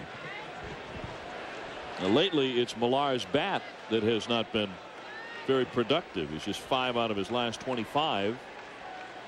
That was since he posted an 11-game hitting streak. So he was hot. He's cooled off. Trying to get going again. And he does with a base hit up the middle. Manny Ramirez advances to second base, so there are 2 on with 1 out. Let's go back to the studio. Here's Pam Ward. Hey, Dave, Mark Pryor back-to-back complete games, and what a start tonight against Houston, Dibs. First Huge inning. start, Pam. They've lost 3 straight. He has to be the stopper right here, and he's blowing cheese against the Astros, and they're trying to catch the Astros in their own division. Biggio, Berkman, Bagwell go down in the first. He just got Jeff Kent and Richard Hidalgo in the second. 5 straight Ks for Pryor. Well, that's the terrific race, of course, in the Central. Houston, St. Louis, Chicago started the night. A game and a half separating those 3. That'll do it for Lilly. Maka removes him. He goes to the bullpen pretty early. We'll be back in Boston in a moment. The Red Sox hungry for some more. They have a 5-2 lead over the Oakland A's here in the bottom half of the 4th inning. And 2 men on from Mike New, who comes out of the bullpen. The right-hander from Napa, California, went to the University of Miami, where he pitched in the College World Series in 1999. Hasn't pitched much lately, so he might be a little bit rusty. He's appeared in just 7 of the last 47 games for Oakland. First pitch is up high, ball 1 on Veritek. The switch hitter will now bat left-handed. That's what Maka had in mind, aside from getting Lilly out of there, because he labored. He gave up 5 runs, 10 hits in 3 1/3 innings, and both of the men on base belong to Lilly. So a quick exit for him. That's outside. So far, Varitek has yet to make it out. He has walked with the bases loaded and singled. And he finds himself in a great hitter's count right here. 2-0. You know it's got to be a fastball. This guy hasn't pitched in a while. There's some rust there. Outside again. Now he has been real effective against left-hand hitters. We're batting just 184 against New, but the count is 3-0 on Varitek. Now, do you green light him? No, don't green light him because this young kid hasn't had much work. He hasn't even found a strike zone yet. That's one strike there. Now, I mean, would you put the runners in motion? I would put the runners in. Well, no, I wouldn't put the runners in motion because Varitek hasn't been swinging the bat too well. Well, let's see what they do. They're going to hold them. Grady Little did not advance them. It's ball 4, and the bases are loaded for Boston, and they will be for Gabe Kapler. When we come back from the studio, here's Pam Ward. All right, Dave, Chicago chasing Kansas City in the Central, and now they're chasing Adam Riggs. Who is he, Dibs? Oh, he's some 30-year-old guy in his 5th game with the Angels. I think he was in prison in the California Penal League. Now, that has not been substantiated. The Angels up 1-0 in the second. Here's a look at the American League Central. The Royals with a half-game lead on the White Sox, and the Twins just 1 game back. Diving stab by Chavez from his knees to second, one on the first, not in time for the double play, and Manny Ramirez comes in to score. Chavez really lunging after it, doing a great job when he set up on his knees to fire a strike to second base. He did everything he could to turn 2. Right, he stretched out for this, and he got himself under composure right here to make sure that he delivered a good throw to second. But with Kapler's speed, it's tough to double play him on that one. And so Boston grabs another run to go in front 6-2. Another run charged to Ted Lilly. And the Red Sox have runners at first and third for the catcher, Doug Mirabelli.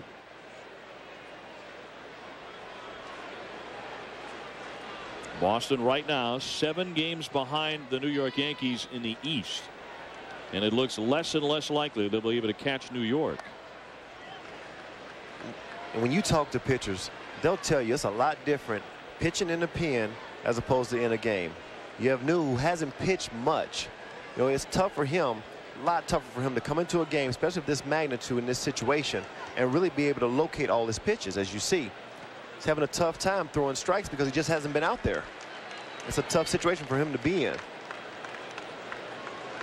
Well, he has 2 down, but a 2-0 pitch coming to Doug Mirabelli.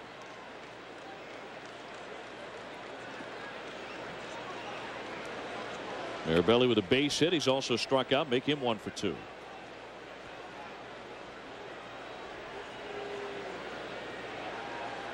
New has not pitched a lot this year, just 31 2/3 innings. He's having a tough time locating the strike zone. I mean, you can only expect that. I mean, from the A's point of view, I mean, they hope he can find it, but you're talking about a kid who just hasn't been out on the mound. And you can't expect him to come in and locate all his pitches. You know, you're hoping that he gets a pitch and maybe they'll hit it at somebody, but you can't expect him to be crisp if he hasn't been out there on the mound. Which is great for Boston's hitters because they can pretty much sit on one pitch, a fastball, until he proves he can throw everything else for a strike. On the inside part of the plate for a called strike. He has a hitter until he proves that he can throw anything but a fastball for a strike. Don't even worry about anything else. Just stay on the fastball. Lock in on the fastball until he proves to you he can throw that breaking ball for a strike. Mirabelli, one of the rare players around who does not wear batting gloves. And they've got the runner at first picked off. Kapler in a rundown. He'll be tagged out. Now he bit on the fake. The third to first fake, which you almost never see successfully done. New fake Kapler right out of his spikes on it. And he winds up with a pickoff in the end of the inning. Boston gets another to lead by 4. Knuckleballer Tim Wakefield, and that is the number 49 that every knuckleballer who ever threw one must wear. He delivers that one, ripped into left center for a base hit by Mark Ellis, who struck out in the second inning. He's 1 for 2 tonight. Boston with a 6-2 lead. Dave Justice, Dave O'Brien with you. You were just talking about Mark Ellis and his athleticism. He just might be one of the best athletes on this Oakland A's team, huh? Oh, yeah, he's on my old John Stockton team.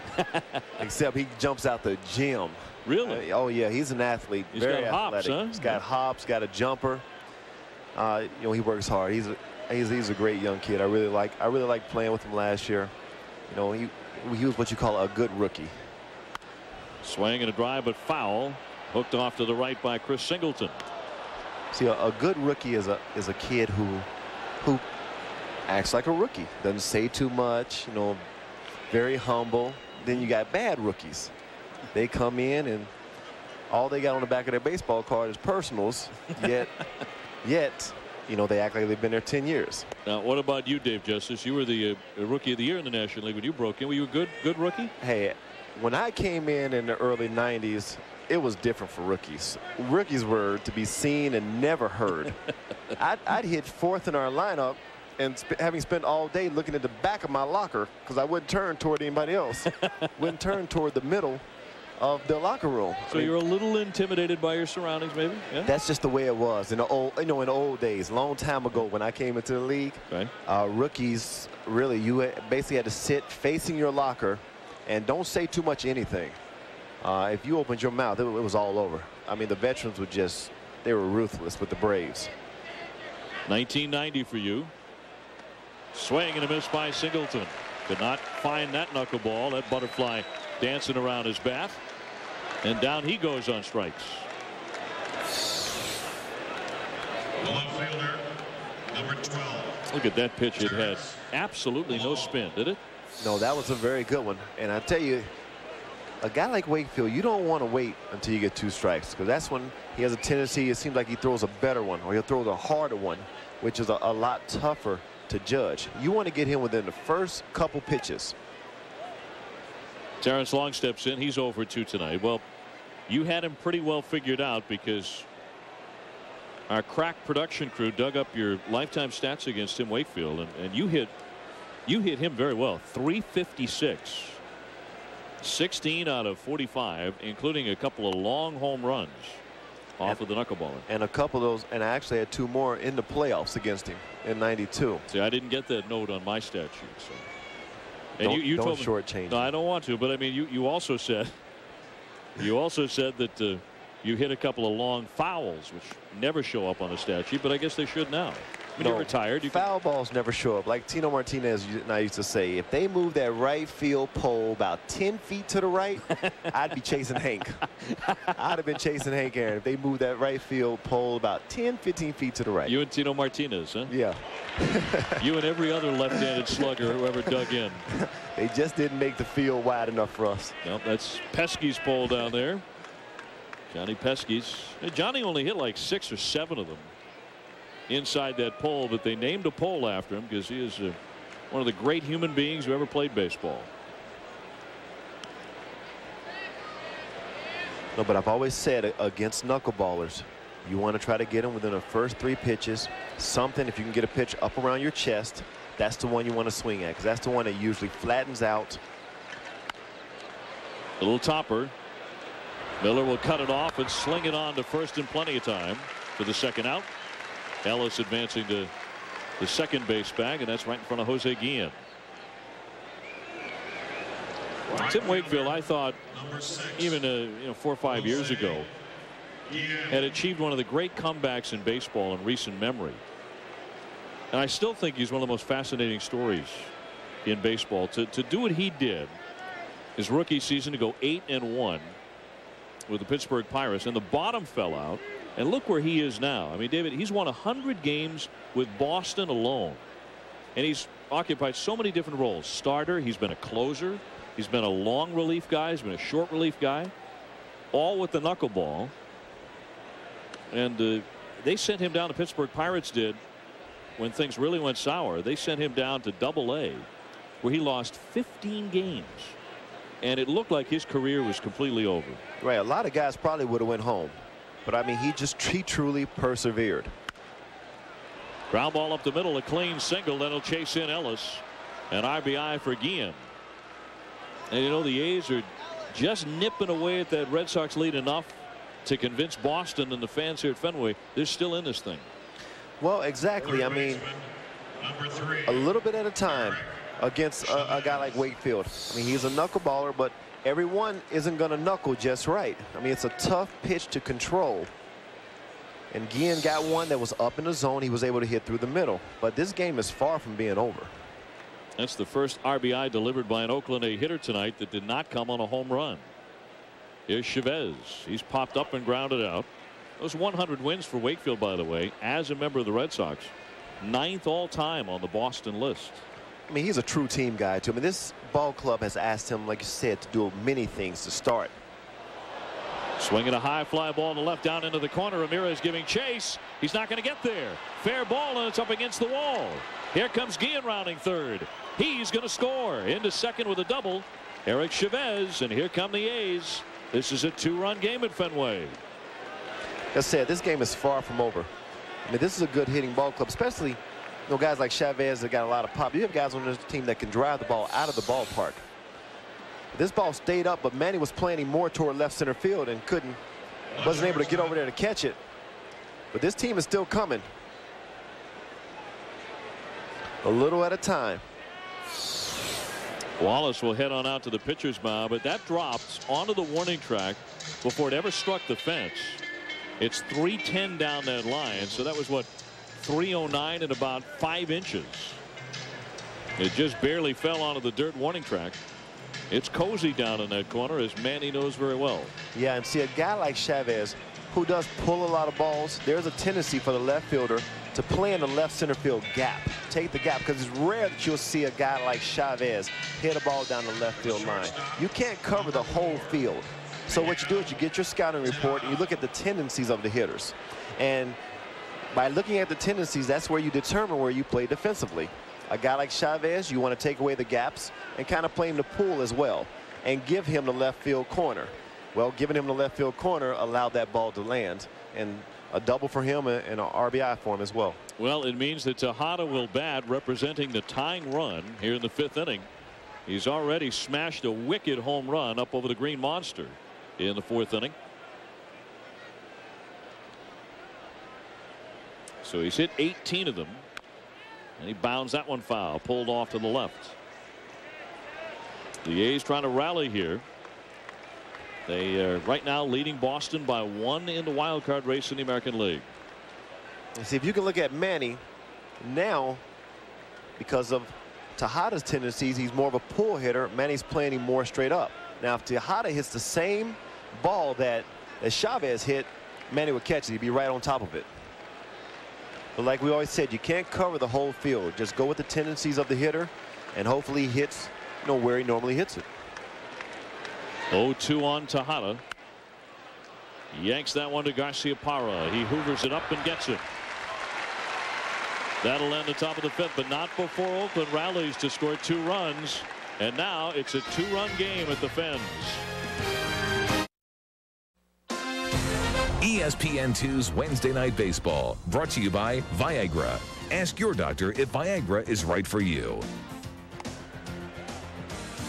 Wednesday Night Baseball, and these overhead shots of the Red Sox Fenway Park are provided by the Saturn Lightship. The team at Saturn hopes you're enjoying the unique look from high above Boston, which we'll have for you any moment now. It's really a spectacular view, although Dave Justice wants his feet firmly on the ground. That's all I needed to see right there. That's beautiful. Isn't it great? That's a nice view. Come on, Dave, you and I just saw it. That was enough. Just an hour. You'd love it up there, believe me. And no one would make fun of you. Told you, I'm still traumatized from that movie I saw. Where the blimp was that caught on fire. Black Sunday? Is that the Super Bowl movie? I'm still traumatized. I'm with you there, partner. Arabelli rips it, but foul. And again, somebody should have brought a glove. But you have to expect these type of swings, because New isn't getting anything over but his fastball. And all Boston is going to start doing is just keying on the fastball until he proves to them that he can throw a breaking ball for a strike. Arabelli has singled. He's also struck out. He was left standing at the plate when Gabe Kapler was picked off first base to end the 4th inning. Well, then Oakland came back and scored twice in the top of the 5th. And they've closed this to 6-4. Ted Lilly started tonight for the Oakland A's, and he lasted just 3 1/3 innings. And he was charged with all 6 runs on 10 hits.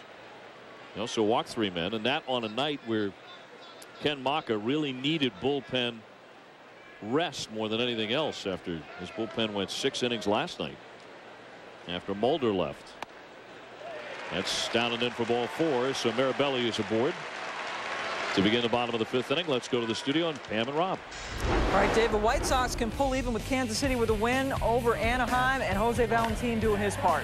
Yes, he is, and he's welcome back to this team. They love him back in Chicago, and that's great power from him. 2-run shot off John Lackey. The White Sox leading the Angels 2-1. Dave? Thank you, Pam. He's a guy that can look so good on any given swing, on swings like that where he hits it out of the park. And then he might go 2 weeks without getting a hit. And he might strike out 14, 15 times. But when he gets a hold of it, look out. He has a lot of power for a guy who's not very big in stature. But this is a tough ball game, Dave. I mean, sometimes that swing feels like it's never going to leave you, and then one day you show up and it's gone.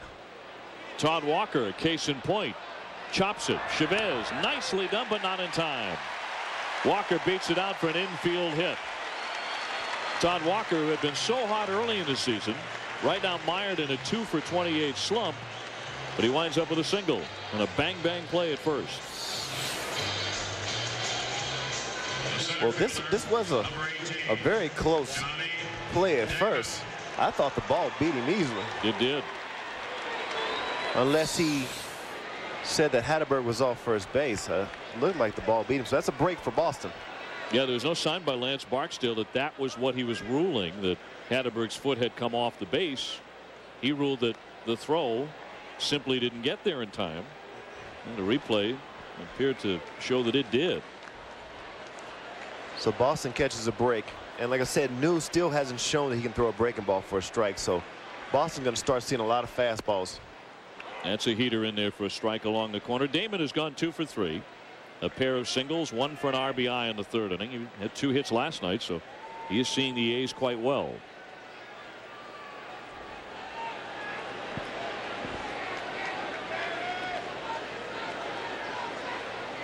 Mirabelli and Walker on, and Damon shows bunt, drops it down. He kissed it right into the grass. He's out at first, but a beautiful bunt by Johnny Damon. That's a really nice bunt by Damon. Moving the runners up. I think Grady Little's going to try his best to manufacture as many runs as he can and keep applying pressure on this Oakland ball club. Third baseman, number 11. Tough pitch to bunt, too. Very low in the strike zone. But he did a great job of getting the bat head out there and deadening it. Exactly how you do it. Here's Bill Miller, 0 for 2. He's also walked. Miller, who has driven in 61 runs. Batting onto that number 2 slot. And he's hit 15 homers, 323. All around, he's just had an outstanding year. Swing and a miss. He attacked that pitch and came up empty. 1-1. So you look at Oakland up the middle. You see Tejada and Ellis back a little bit. The reason why they're back a little bit, almost even, is because of the lack of speed from Mirabelli at third base. They feel like they have enough time to come home with it. If it was a faster guy, they'd be a lot more shallow, closer to the infield. Green. 1-1 kick. A kick save by New. He comes home, and now in a rundown, they have Mirabelli. And he's going to be tagged out. Walker into third. He's right there safely. Miller becomes the runner at first base, and he was denied what was essentially a hockey save by Mike New. A terrific job of kicking it, and it popped right back to him. Oh, whatever it takes. Number 5. You won't find that in any instructional book or taught anywhere. But it's a perfect play this time. I'll tell you where they teach that. Your daughter's Saturday afternoon soccer. Exactly. That's what they call a trap in soccer. So he denies Miller an RBI, and that sends up Nomar Garciaparra. And you know Mike New is going to have to be very, very careful. Nomar 1 for 3 with a single in the first inning. Swings at the very first pitch and pops it a mile in the air on the infield. Tejada wants it. And he makes the catch, although he struggled with it. That ball was hit really high. If there were any clouds in New England tonight, that would have kissed one of them. New made the play of the night so far, though. Used anything he could. A great kick save. 6-4 Boston.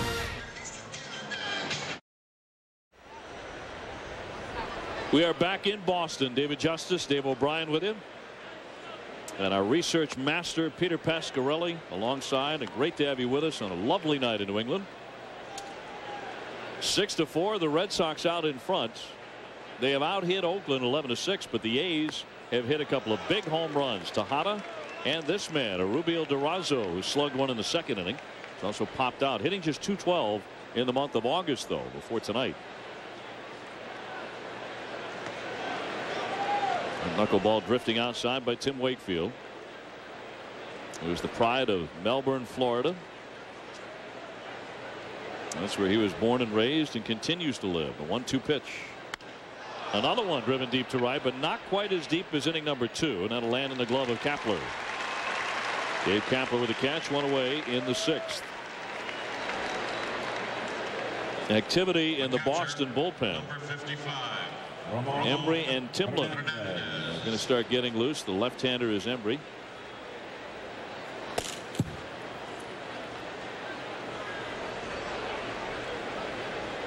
And Ramon Hernandez will climb in. He's popped up and drawn ball 4. Hernandez last night was the man who smashed the 3-run homer in the 7th inning to beat the Red Sox 3-2 here.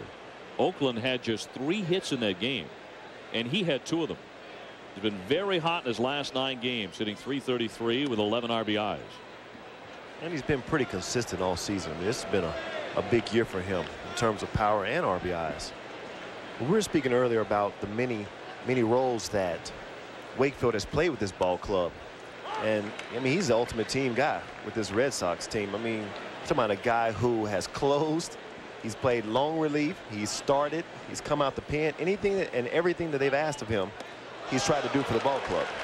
I thought in the late 90s when Jimmy Williams was managing the Red Sox and decided for a time to use Tim Wakefield as a closer, I thought it was genius, but it was a tremendous gamble, not only for Wakefield but Jimmy Williams. And he had 15 saves that year. Off the end of the bat, it squibs out to Walker. 2 up and 2 down. Scott Hatteberg in next.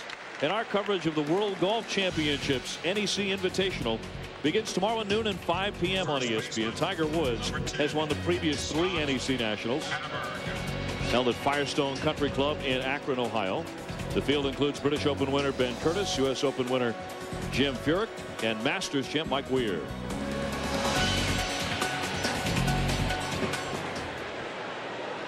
Two down for Hatteberg. He is single. He's also bounced into a double play. What does your golf swing look like?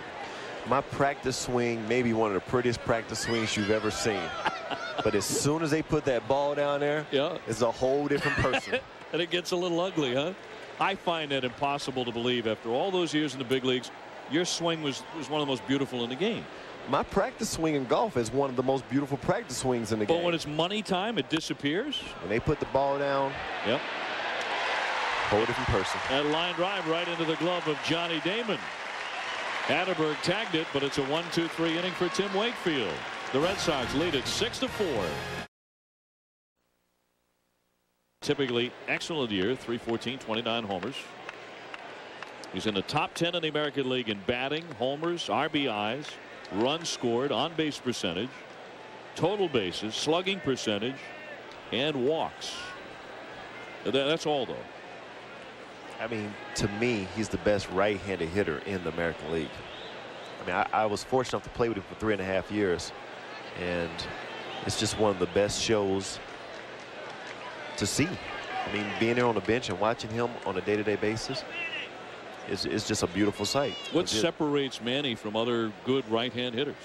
I think because Manny's a hitter. He's not just a power guy. This guy can hit. He's going to hit you 330. drives in all the big runs. When you need a big run to be driven in, you want Manny at the plate. I think that separates him. I think another thing is he has an outstanding eye. Very seldom you see him chase a lot of bad pitches. So when we talk about Manny, I talk about not his patience at the plate, his ability to not swing a lot of bad pitches, and then as well as here's a guy who's hitting every day. I mean, he's just not a power guy. If you look at it, 98 to 2002, I mean, he's averaged 324 as an average. I mean, that's consistency. Well, he works this count full, 3-2. Millar next, and then Varitek. So the Red Sox with 4, 5, and 6 due up in this inning, and with a tenuous 2-run lead.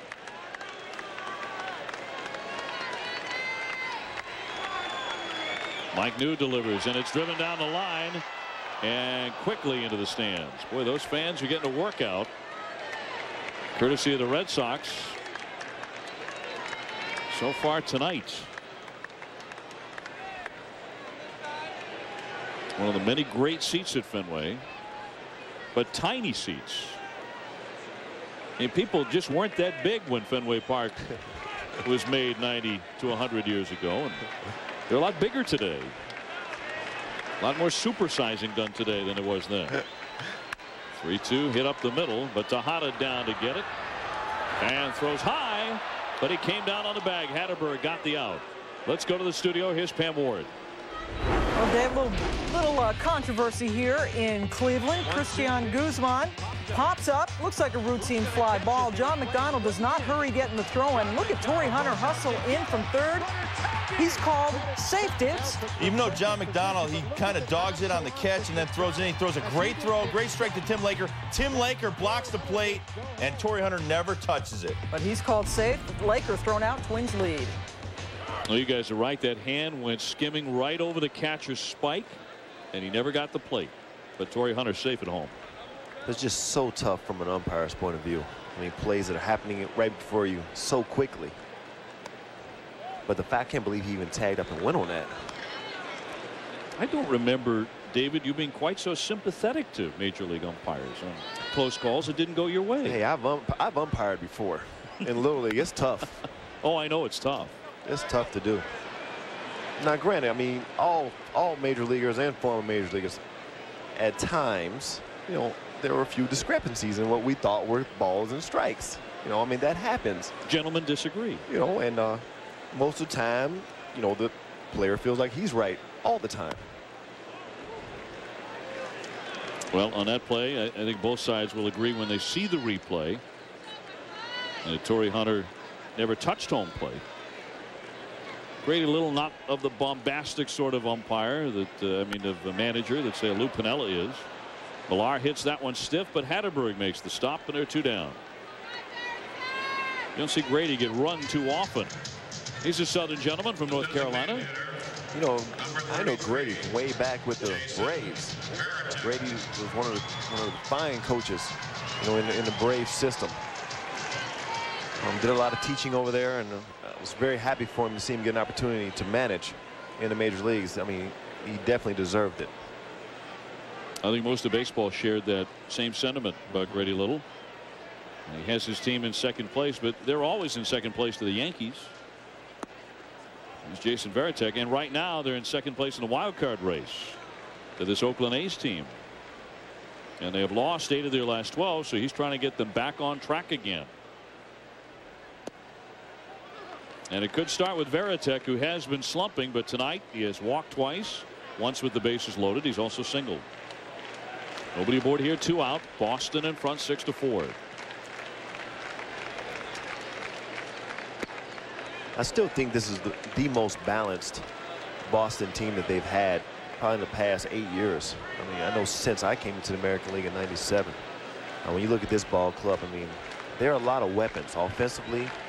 Bullpen is coming around. I mean, then you look at, I mean, anytime you got Pedro and Derek Lowe, I mean, the problem with them is if they can hurry up and get and try to win and get into the playoffs, because then all you need is Pedro and Derek Lowe. I mean, Arizona showed you that you can pretty much win it all with just 2 good pitchers. Fly ball headed for the green monster, and that's going to be played off the fence. Varitek heading into second base. He reaches standing up. His second hit of the ball game. He looks like he's starting to lock in again. He has not been retired tonight. 2 hits, 2 walks, and that one comes with 2 away.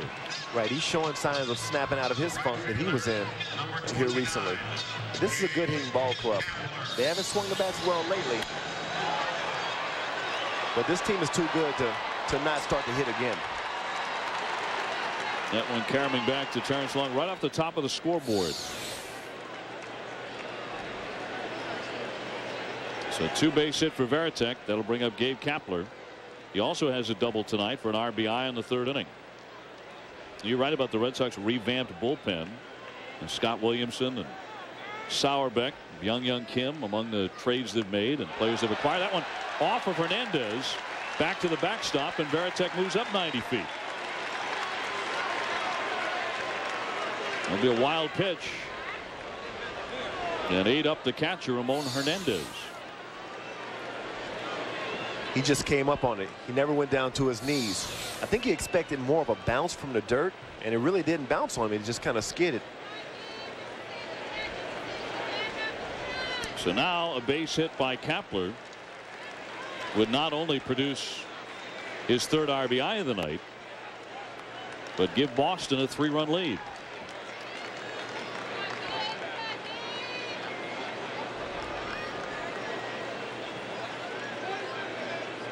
Two away in the bottom of the 6th inning.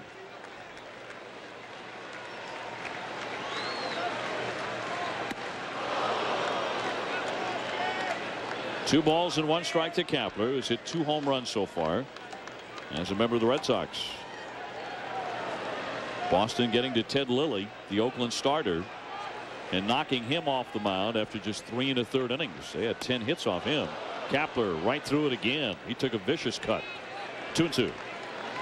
And New is pretty much only thing he's controlling now really is his fastball.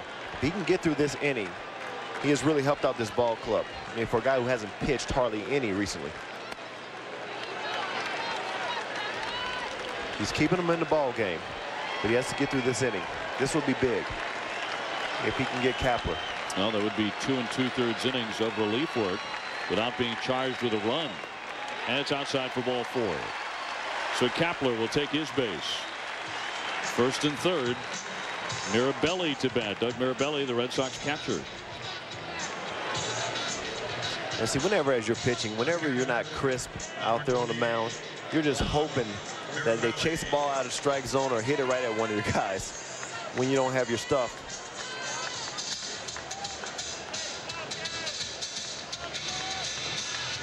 John Halama in the bullpen and getting ready for the Oakland A's as Mirabelli gets ready to swing.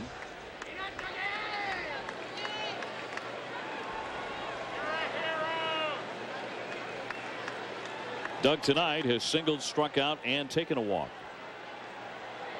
Red Sox have been patient when they had to, especially Varitek in the 1st inning, taking ball 4 to force in a run. It came with the bases loaded.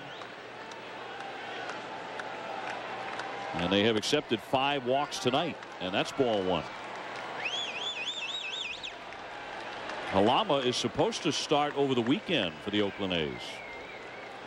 So there's some risk there if they bring him into the ball game, but the last 2 nights, Marcus starters have not gone very deep into the game. And last night, Mark Mulder only went 3 innings before he came out with a strained hip. That could be a big problem for the A's. Now tonight, Lilly goes just 3 1/3. Maka watching his young right-hander Mike New get a little wild with runners at 1st and 3rd. He's gone to 2-0 on Mirabelli. There's Tim Hudson. He was drilled on the hand by a line drive by Dave Berg in his last start. Cut on and missed, and it's 2-1. And if the A's don't have pitching, if they don't have healthy pitching, they are not going to win anything. I agree with you. They need their pitching to be healthier if they have any chance of winning this wild card or catching Seattle. Into the dirt for ball 3. So yet another 3-ball count from Mike New.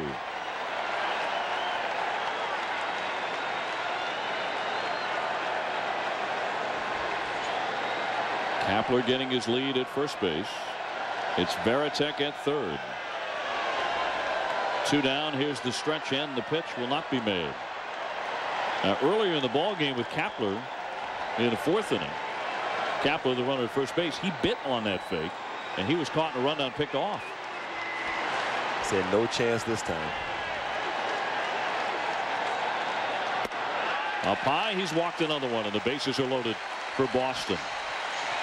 So the Red Sox have been right on the verge of blowing the game wide open on 3 different occasions. Maka has made the call to the bullpen. Halama will be brought in.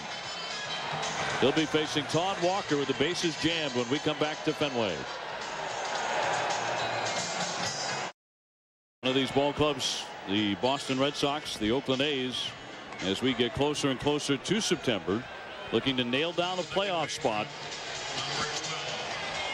The Red Sox right now trailing Oakland by 1 in the wild card race, but they're going to face John Halama now. He's appeared in 26 games at .396 earned run average.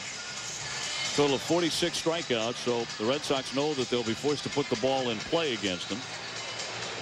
Todd Walker, with a Red Sox runner at every single base, will bat for the 2nd time tonight. He singled in the 5th. Boston ahead here 6-4. This is the 3rd time tonight they've loaded the bases, including in the 1st inning. Well, like you said, they've had a couple times where they've been on the verge of breaking this game wide open and have missed on a few opportunities. Walker, a big part of the Red Sox early success. He was hitting .326 on June 4th as he looks at a strike to fall behind 0-2. He's hitting in the 220s since then. Right, so he's fallen off badly. Yeah, he's been scuffling lately, and you just go through periods like that as a hitter where it seems like they're throwing marbles up there, you know, and you can't figure out what it is, but all you can do is keep playing. 0-2 pitch on the infield toward the hole, cut off by Tejada. Long throw, got him. Miguel Tejada firing a strike with the bases loaded. Nothing across in this inning. Top of the 7th inning, and a new pitcher on for the Boston Red Sox. That'll be the flame-throwing left-hander, Alan Embry. And I got to believe, David, more than once or twice he was called on to face you in your playing days. What's the scouting report on Embry? Well, Embry's going to come at you with that fastball that it sometimes could get as much as 94, 95 at times. And then he has a short slider that is very effective, because the rotation is so short and so crisp that it's sometimes hard to really pick it up. Lately, nobody picking him up. He has not allowed a run in his last 8 appearances. It's been an excellent month of August. And coming up, when we're done here, it's off to a potential playoff preview. The front-running Atlanta Braves face off against the Giants. Also in first place, Barry Bonds returned to the Giants last night, and he walked off a game-winning home run in the 10th inning. The Giants leading the West by 8.5 games. Comes your way at 10 o'clock. Dave Barnett, Tony Gwynn will have the call for you. For more baseball coverage, log on to ESPN.com. Boston anticipating a bunt here with Chris Singleton to batter. He's struck out twice.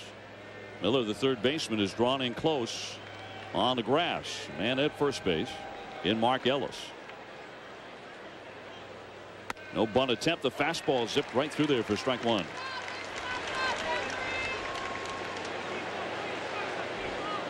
A lot of teams try to crowd Chris Singleton on the inner part of the plate, feeling like he doesn't do a good job of getting to the ball inside.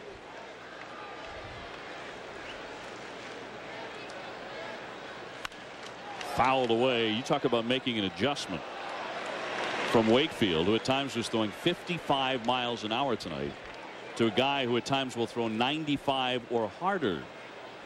That fastball right through there at 95. 0-2. And what you want to try to do is, when you're in the on-deck circle and you have the pitcher warming up, is kind of try to time him at that point. You know, work on your stance and work on your rhythm in the on-deck circle. That's really the best thing that you can do, because you're at such a difference in velocity. Can you really do that, though? To Embry. Can you simulate that in the on-deck circle? Oh yeah, no doubt about it. When you're in the on-deck circle and the pitcher is taking their warm-up pitches, get into your stance and act as if you're at the plate. Definitely because all pitchers have different times in which they release the ball, different leg kicks. So the best place to get your timing is in the on-deck circle. Fought off again by Singleton. Now, one thing about the A's, they don't get a whole lot of production from their outfield. Oakland's outfielders have produced about as much offense as the Detroit Tigers outfielders this season. Well, they're missing Jermaine Dye as well. I mean, that's a big piece of the puzzle for this ball club. I mean, you're talking about a guy who in a healthy season is going to give you 25+ homers and 100 RBIs, and they're missing that. Yep, separated his shoulder, and he's on the disabled list. The runner holding. Line shot. Here comes Manny Ramirez. He makes the catch. A backhand play by Manny in left field. On a sinking line drive, he robs Chris Singleton. And this was a great play by Manny. And I go back to those scouting reports. He was playing Singleton shallow and also playing him a little bit toward the line. As a result, he was in perfect place to make a play here. But this play is made really from the moment that he hits the bat, because you have to commit to this play almost right off the bat. If you wait at all, this ball is going to land at your feet. Manny not noted for defensive excellence, but every once in a while he comes up with one of those plays that makes your head spin. Up the middle, Nomar gets to it, flips it, close play, down goes Walker, and he gets the outs. Ellis took him out, and boy, that really could have been gruesome. A collision there. And here comes Maka. He wants to argue this call now with Eddie Montague, the second base umpire. And this was a very close play as well. Let's take another look. Over the pitcher's mound, Garcia. Walker at first was going to go for the ball, then decided last second to go toward the bag. Yeah, he was definitely out. But it looked a lot closer in fast motion. And Walker upended. Let's take another look. See, Walker at first was going to try to make a play for the ball. Then when he saw Nomar going to catch it, he kind of went slowly toward second base. I think you're right. I think they got the throw there in time. We have another pitching change, and we'll be back at Fenway in just a moment.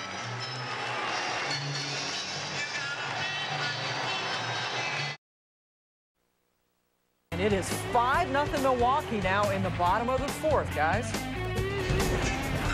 Well, the Phillies, of course, in their own wild card race right now, the Florida Marlins and a bunch of other ball clubs, and they're just starting to get Pat Burrell going again. He's been hot. Here at Fenway Park, the Red Sox have a 6-4 lead over the Oakland A's. Oakland with a 1-game lead over the Red Sox in the American League wild card picture. A couple of big home runs tonight by Oakland. Rubio Durazo to right field in the second. Miguel Tejada over the Green Monster in the fourth inning. The Red Sox have been right on the verge of blowing the game open several times, but have not been able to get the big hit. Mike Timlin comes out of Grady Little's bullpen here. And Timlin is definitely a sinker, slider type of guy, former closer. This is one team that I don't know there's too many other teams that have as many former closers as this team, with Todd Jones and Scott Williamson. And Byung-Hyun Kim now, who will be doing the closing. Who's doing that job now, but a guy who lost that role for a while as he went into the starting rotation in Arizona. Here's Jose Guillen. He's gone 1 for 3, and he takes a strike. So runner on at first base with 2 down in the 7th inning. 6 runs on 12 hits for the Red Sox, 4 runs on 7 hits for Oakland. Neither side has made an error.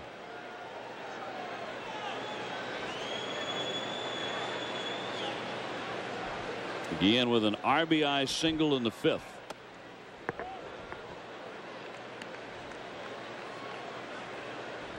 Jose has been around a little bit. He has also played with the Pirates, the Devil Rays, Colorado, this year Cincinnati. Sauerback, the lefty, starting to loosen.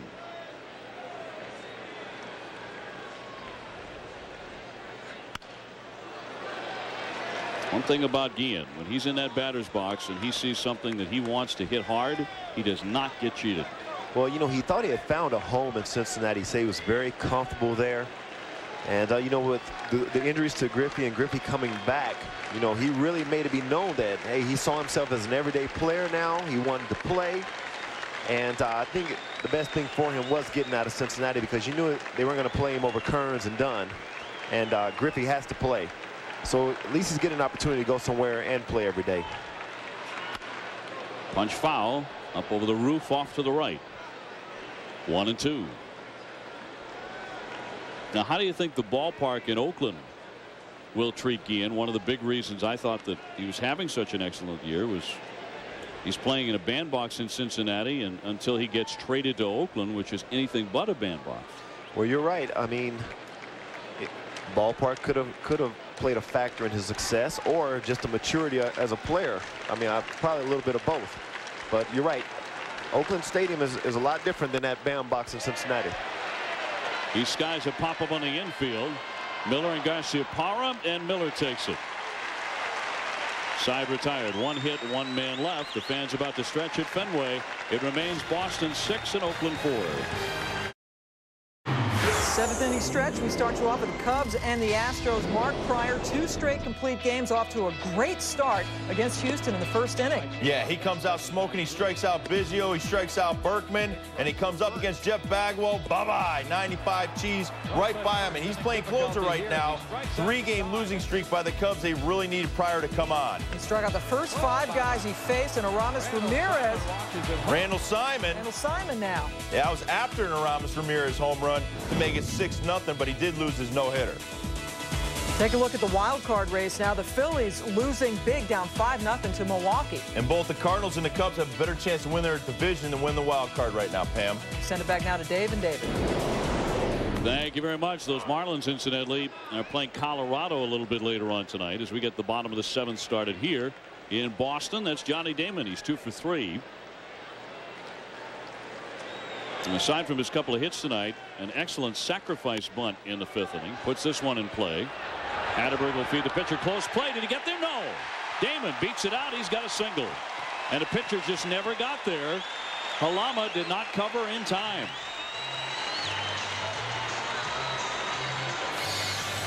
Well, this is a play where Damon gets out of the box pretty quick.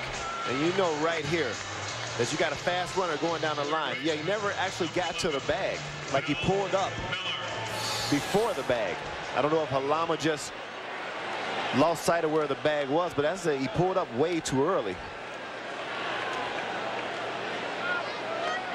So we'll see what the Red Sox are up to here. Damon runs well, but he's been hampered by hamstring trouble as of late. Bill Miller, a very hot hitter. Although quiet tonight, he is 0 for 3. He started the evening as the #2 hitter in the American League at 325. He's at 323 now. Only Ichiro was also going to be seriously considered for his 2nd MVP. Only Ichiro has a higher batting average in the AL tonight. Across for a strike, 1-1. So, David, if I put you on a spot right now and I said, today, 20 days into August, you have to choose who will be named the MVP in the American League at the end of the season, between Ichiro, Manny Ramirez, and guys like Giambi. I mean, it's really a wide open race. And Garrett Anderson's having another terrific year for Anaheim, but they're not in any kind of a pennant drive. Now, who would you take right now? My MVP would be Giambi. Be Jason Giambi. It would be Giambi. I mean, just as consistent as he has been this whole season. I mean, I got to choose one person. You won't let me have 4 co-MVPs, or can't have a co-MVP. Okay, David. No. Then, although that has happened from time to time. Well, and since I'm doing all the voting for my own MVP, and you're telling me I can't have a co, I'm going to choose Jason Giambi. Is that all right with you, Dave? It's okay with me, but I mean, okay, you know, you won a World Series with the New York Yankees, and he's a Yankee, and I wonder if there's, you know, some partialness in your thinking. Yeah, but he wasn't there when I was on that championship team. I understand. That's how you're going to get off the hook on him. But no, he's having an excellent season, and I agree that someone's going to have to finish in first place to be MVP. We're going to at least have to be a playoff team. But here's why I go with Jason Giambi. Because if you look at this Boston team, You have two guys. You have Manny Ramirez and you have Nomar Garciaparra. Both of them are MB caliber players. With the Yankees, the only player that's really consistently been powering the ball this whole season for them is Giambi. Popped up by Bill Millard. And a play for Hernandez, the catcher. He clutches it. One down. The attendance here tonight at Fenway Park, 34,798. That's the 29th sellout in a row. So Boston goes over 2 million fans for the season, and the fastest to 2 million in club history, this being the 60th date. So Red Sox fans believing that their team is headed for the playoffs, and maybe this is the year. Their game out in the wild card race. They've tumbled to, at the moment, 7 behind the Yankees in the American League East, but they're keeping the faith here in New England. I mean, they're thinking about adding more seats next year, and the Green Monster seats have been such a tremendous hit, sold out all season long. They just shoehorn them in here, don't they? Garciaparra puts it in play. Hard hit. A stop by Chavez. A long throw. Offline. Hatteberg cannot make the play. It's a base hit. Damon is into second. So Garciaparra comes up with his second hit tonight. Well, this ball was hit pretty good. And this was a tough play for the Gold Glover, Eric Chavez. With all his weight going away from first base, it's real tough to deliver a throw, one that's accurate, and two with a lot of velocity on it. Because, you know, a guy like Nomar has that type of speed where you got to get rid of it quickly. And that's pretty much the best he could do on that ball. Maka heading to the mound to make another change here because they've got the right-handed hitting Manny Ramirez due up next. And we'll be back to a sold-out Fenway in a moment. Bottom 7, the Red Sox with a couple of men on and only one out. And the A's have gone to the bullpen. And coming up next, it'll be Barry Bonds and Gary Sheffield. They go toe-to-toe. San Francisco and the Atlanta Braves. Both clubs in first place. Coming up next at 10 o'clock, the Giants leading the West by 8.5 games. That'll be Dave Barnett, Tony Gwynn coming up. Next game on your way on ESPN2. Shane Reynolds against Jesse Foppert. That's your mound matchup. And on the hill, here's Chad Bradford pitching very, very well. He has not allowed an earned run in 6 outings here in the month of August. But he'll be battling one of the best hitters in the game in Manny Ramirez. And he started his night by taking a 3rd strike. He has since doubled, walked, and grounded out. And Bradford can be very tough on right-handers. He has a tendency to try to throw that fastball on the inside part of the plate and then work that slider away. But from that arm slot, and he's got pretty good velocity from down there. He gets pretty good sink on his fastball. You're right. Right-handers hitting just 193 off him. But this is one right-hander who seems to have a real good idea. Manny is 6 out of 10 off of Bradford. And look how far he is off the ground. Not much when he delivers that pitch. And see, sometimes as a hitter, it may take you a couple pitches just to get adjusted to that arm angle. So if Bradford can get ahead quickly on the hitter, it only serves to his advantage. Ramirez with good thoughts when he faces this guy. Tried to check, but it was across for a strike anyway. Manny not too sure there. See, that's what makes Bradford so tough. He started him off with a fastball inside. Then he came back with a fastball away and then a breaking ball away. So he's moving the ball around the strike zone. And he's using both his pitches. He is the 3rd reliever brought in by Ken Maka, the A's skipper. Runners leading at 1st and 2nd with 1 away. The lanky right-hander's pitch is punched to the right side. Down to get it Hatteberg. He gets Ramirez, but Damon and Garciaparra move up, and now there are 2 men in scoring position. And this is a spot where the Red Sox have scuffled all night long. They have stranded a dozen men already. Millar will try and end that frustration. Right, they've had opportunities to really blow this game open and just haven't taken advantage of those opportunities. They loaded the bases in the first inning, and the only one they got was on a walk to Jason Varitek. They left him loaded. Left him loaded again in the 6th inning. Stranded 2 men in the 2nd inning, 2 men in the 5th inning. And a total of 12 left out there by Boston. Millar has gone 2 for 4, though. He tried to hold up, and he committed. That's a strike. So as I said, it's very tough whenever you come in and you face a sidewinder, because it takes you a couple pitches to get used to that arm angle. And his release point, as you saw Millar, he was way out front on that pitch and probably didn't pick it up too well.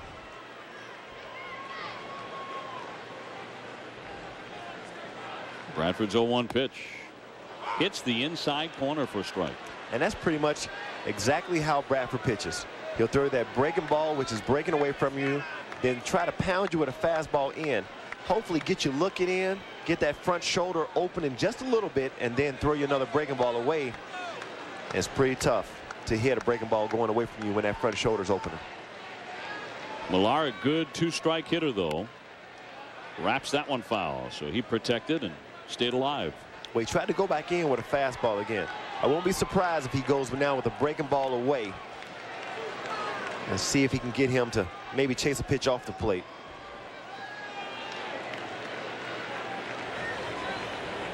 The right-hander Byung-Hyun Kim starting to loosen for Boston. Part of their new look and completely revamped bullpen. Damon the runner at third, Garcia Parra at second. Both on infield hits to reach in this inning, which is the bottom of the 7th. 6-4. The Red Sox have the lead. Boston 5 for 16 tonight with runners in scoring position. To the shortstop, Tejada. An easy play for Miguel, and on to first in plenty of time. 2 more stranded. That means 14 left for Boston tonight, and the A's are still hanging around through 7.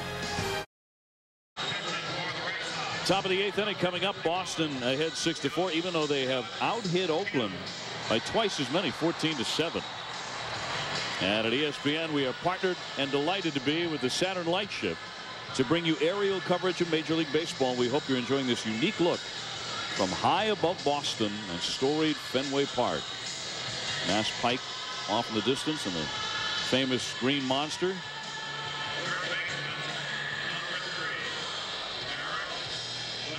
One of the great views in sports for a baseball fan to sit in the box seats or even the grandstands here at Fenway and face their Green Monster for the first time. It's at the back of Byung-Hyun Kim. He's going to be looking for a save here, but he's going to have to go a couple of innings in order to get it. And the right-hander, we have seen some sidewinders and some submariners tonight already, haven't we? I mean, it's if you can do it, I mean, it's very deceptive. And it's very tough to hit guys that come from down under like that. I mean, just the whole arm angle, just the line of it, it's just tough. And you'll see guys take some of the funniest swings against guys that throw down under because they just don't pick up the ball as well. As a hitter, the first thing you want to do is try your best to see pick up his release point, where he's throwing from, and just take your eyes right to that point. Chavez pounds a foul back behind the plate. He's 1 for 3 with a RBI double this evening. That came for him in the 5th inning.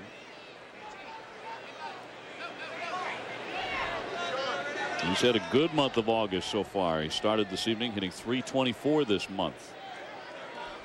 23 home runs for the third baseman. And Kim is a guy who likes to throw that slider inside. Line shot into right base hit, and on one hop it gets to Kapler.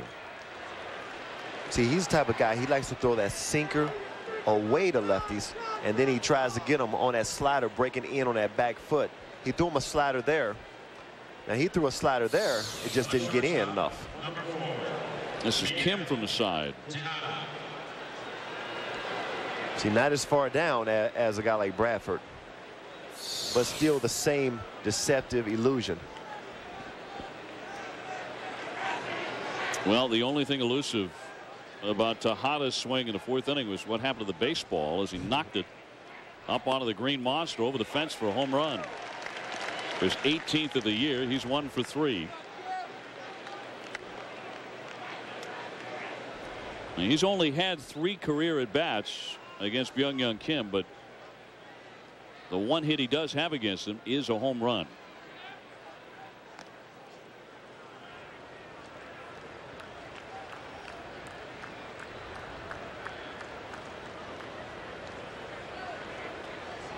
And Rubio Durazo, who is also homered tonight, is up next.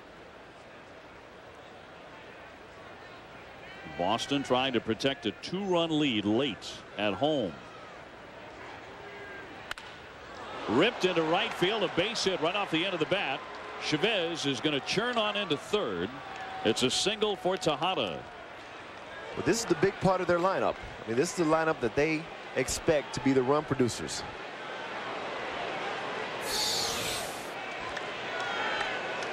He gets a fastball away, lets it get deep in the strike zone, and takes the pitch right where he needs to take it, to right field. And this Oakland team will go a long way. If they can get Chavez and they can get Durazo and they can get Tejada hitting at the same time, there's a lot of power in that, because those guys, whenever they're hitting the ball well, it's not just singles. They're hitting doubles and home runs. Jose Guillen as well. It was not quite taken to the American League the way he did the National League. So here's Rubio Durazo, the former Arizona Diamondback, facing Byung-Hyun Kim, also a former Snake. If you look at the numbers of these 3 big guys. Fair ball inside third, and that caroms off a fan. So in to score, Eric Chavez, and the A's have pulled to within 1. And one ripped down off that side fence.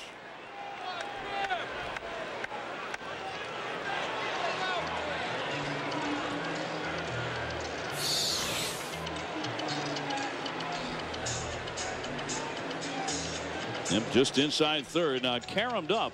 I thought initially a fan had gotten a hand on it. I guess not. Nobody wound up touching it. Although the look on Rubio Durazo's face was that he might have thought that was the case. Well, it was hit so hard you couldn't really tell if a fan actually touched it. And several of them that lunged out after it. So that winds up a base hit for Durazo that chases in a run to make it a 1-run contest here in the 8th. Now Ramon Hernandez will dig in, and he was the star last night. He was the big hero in a come from behind win with this big home run against the Boston bullpen that coughed it up.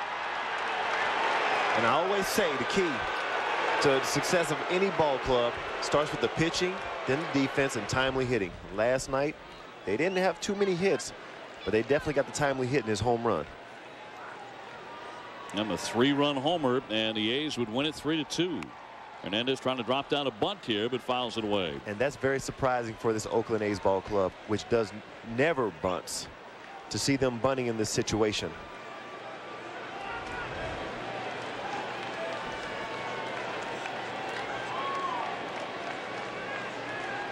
The Oakland A's with just 18 sacrifices the entire season. I mean, and this is a good play. I mean, to lay down a bunt here is just with a team that doesn't really believe in doing a lot of bunting. That's why it's so surprising. In for a strike, and now he's behind 0-2. You know, sometimes when you're a team that doesn't bunt, when you're called upon to bunt, you don't really know how to do it. Bunting in a game is a whole lot different than bunting in batting practice. When your pitching coach just lobs one up there and you just put the bat on it. If you're not used to bunting in the game and you're called upon to bunt, it's very tough. It's not as easy as it may look. Well, 2 strikes on him as he's swinging away here. He has to be swinging. Runner at second goes. He drops it down, but foul. And he strikes out. So Ramon Hernandez unable to get the bunt down. They left it on with 2 strikes. And he strikes out by bunting it foul. Tejada got an incredible jump from second to third. So when you get in games like this, it's the team that does the little things the best sometimes that comes out victorious. And this is what you call small ball right here, where I'm surprising to see Tejada running, especially with him bunting. because anything close, he's got to put the bat on it. Tejada looked upset. The fact that he even tried to bunt it, but you got to understand he's got 2 strikes, Miguel. He's got to try to put the bunt down. So clearly Tejada running on his own in that situation. It did not look like Durazo got a very good read on it. May have missed a sign. And he wasn't breaking. But in any event, Hernandez did not do his job and get the bunt in play. I really don't think there was a sign there. I think Miguel tried to take it on his own. And it was a great jump, and he would have been safe had this ball not been buntable. But yeah, he would have been safe by a mile. Yeah, who has 2 strikes on him. He's got to protect the plate, and he's got to try to get this bunt down. Yep, here's Scott Hatterberg, and tonight he is singled, hit into a double play, and lined out to center. But as I was saying, teams that are able to do the little things, you'll see when there's 2 really good teams playing, those are the teams that usually come out with the victory. That particular play right there with them not getting the bunt down may come back to hurt them. Instead of having second and third with 1 out, you know, you're first and second with 1 out. Just a lot tougher situation, because now you need a hit in order to tie this ball game.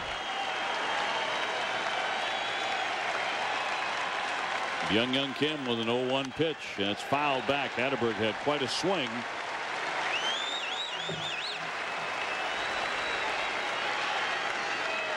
But now a count of 2 strikes with 1 away. A run in for Oakland. They trail 6-5. The Red Sox closer pitching here in the 8th inning. He started this inning. So you're asking him to go 2 full innings and not allow anything. There's a line drive poked into right. Here comes Tejada rounding third. The throw comes in, it's cut off, and the ball game is tied. We are all even at 6. This is a great comeback by this Oakland A's team. But Boston had many opportunities, as we discussed earlier, to really break this game open. And because they missed those opportunities, they have now allowed Oakland, you know, back in this ball game. Well, Young Kim has to take a lot of that responsibility. He's surrendered 4 hits in this inning. Well, and he's another guy who's throwing everything over the middle of the plate. He's not really hitting any corners. And anytime you're facing most major league teams, if you're leaving the majority of your pitches over the middle of the plate, you're going to get hit hard. Well, that was hit hard into right. Durazo advancing from first to third. So the go-ahead run is just 90 feet away now for the Athletics. And the batter, Mark Ellis, has 2 hits tonight. He's gone 2 for 3. And Durazo did a great job of going from first to third on that. He was committed to going to third from the point of contact.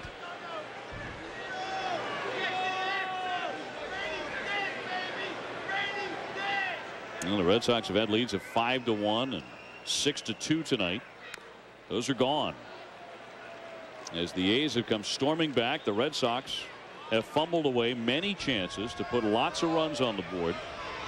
And they might pay with a very frustrating loss tonight in Boston. Well, if they're not able to win this game, this will definitely be demoralizing for this ball club, who saw missed opportunities earlier. They had an opportunity last night to win and had it stolen from them.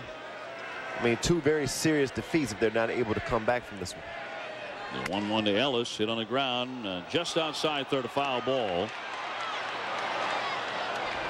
And so Durazo will hit on back to third. And Hatterberg back into first. Fenway Park in Boston. Nice to have you with us on this Wednesday night on ESPN2. David Justice, Dave O'Brien with you. Miguel Tejada has homered tonight, the reigning MVP. So has Arubio Durazo. And in this inning, both of them have come up with key hits. Tejada with a single, Durazo with an RBI single as well. Coming up next, the Braves against the San Francisco Giants. It's game 2 of our doubleheader this evening here on ESPN2.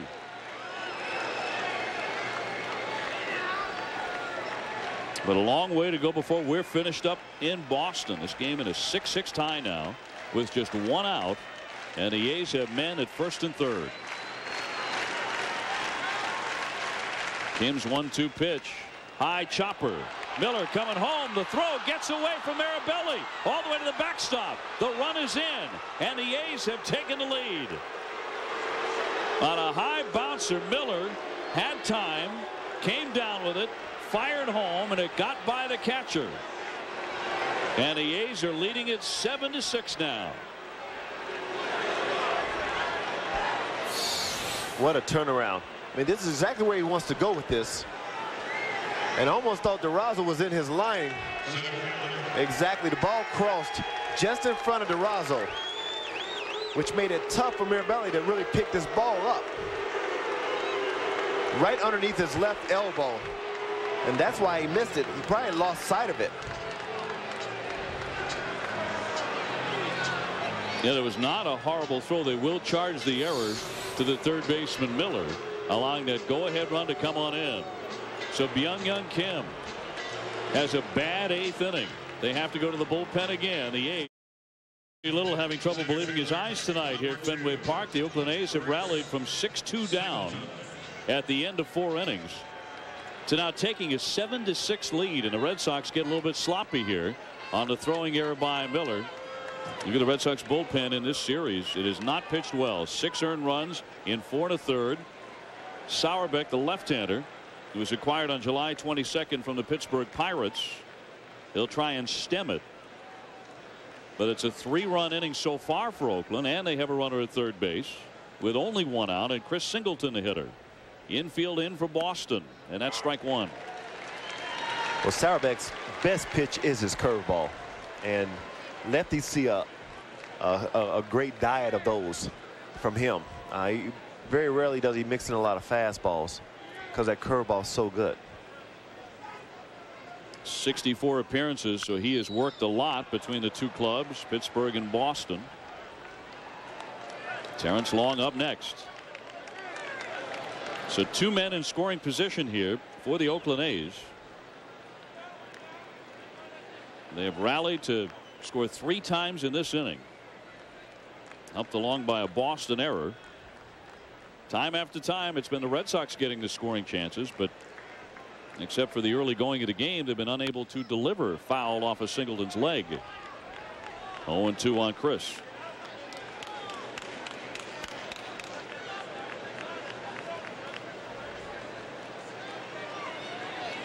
Well, it's a sellout at Fenway Park, but you can't tell. About 35,000 here. They've gotten real quiet, David. Yeah, they've totally taken this crowd out of this ball game. What an inning by Oakland. Started off by their big 3. Chavez, Tejada, and DeRozzo. Yep, all with base hits off of Byung-Hyun Kim.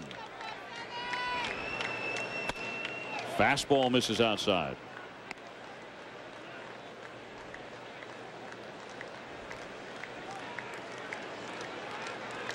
Now the A's can look on the scoreboard here at Old Fenway. They can see Toronto has defeated Seattle 5-2. The Mariners, the team they're trying to chase down in the West. Nub foul barely by Singleton. Just barely got wood on it. 1 ball, 2 strikes. And Sauerbeck has a tendency at times to drop down with that breaking ball, as he did there. And Singleton did a great job of just getting a piece of the bat. And so if Oakland can win tonight, they can hang on. They're going to be just 3 games behind Seattle. Yeah, they're within striking distance of Seattle, and they still have games to play against Seattle, so they could win their division. Pitch is bounded foul, pulled up the right field line. In the West right now, it's 3.5 pending the outcome of this game. The wild card is really between the A's and Boston. That's it. But the Mariners have to continue to play well, because if the A's catch the Mariners and happen to go above them down, then the Mariners and Boston will be fighting for that wild card. So they have to continue to play well. Seattle comes here to Fenway Park next. That's just outside. Good call by the home plate umpire Brian Gorman. He's going to hear it from this frustrated crowd a little bit, but that was clearly off the plate. It was a good pitch by Sauerbeck. I mean, he wanted to try to get him to chase it, and Singleton did a good job of laying off of it. But you know, the home fans want every pitch to be a strike. Fly ball dead away center. That's hit deep. Damon backing up to the track to make the catch. But another run comes on in to score as Singleton hit it long enough to chase in Scott Hatterberg. Ellis advancing into third. And that makes it 8-6. And that was a great at bat by Singleton. He was down 0-2, fought off a couple good pitches, laid off one pitch, and then finally got a breaking ball that he could hit to the outfield, which is exactly what he needed to do, just to give him a little bit more breathing room. The A's may not be done in this inning yet. They've pushed across 4 runs to lead 8-6. Terrence Long in there again. This is his 5th at bat. He's gone 0 for 4.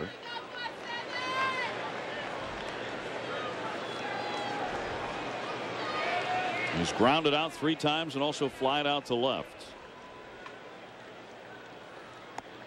Tried to hold up, but he could not. The home plate umpire Brian Gorman said he went on the swing, and it's 1-1.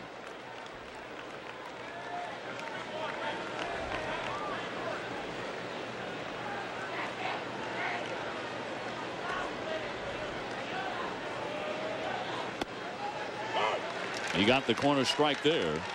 Got the call from the ump, and it's 1-2.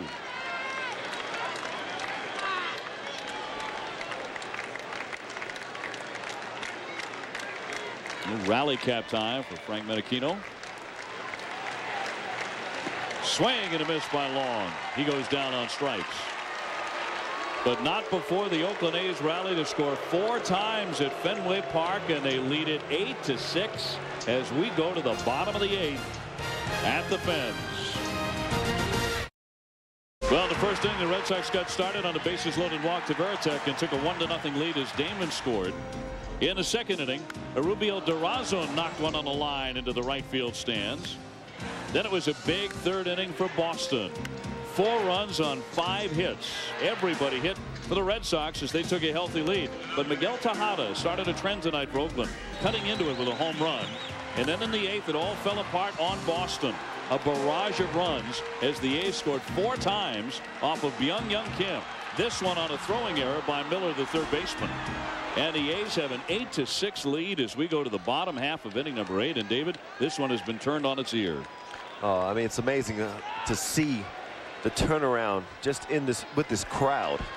They've totally taken the crowd out of it. A big inning there for Oakland's ball club. And if Boston doesn't come back from this one, this will be a tough defeat. Yeah, and it's not a tough defeat if it happens on April 20th. It's August 20th with a chance to tie for the wild card and a 6-2 lead in the 4th inning.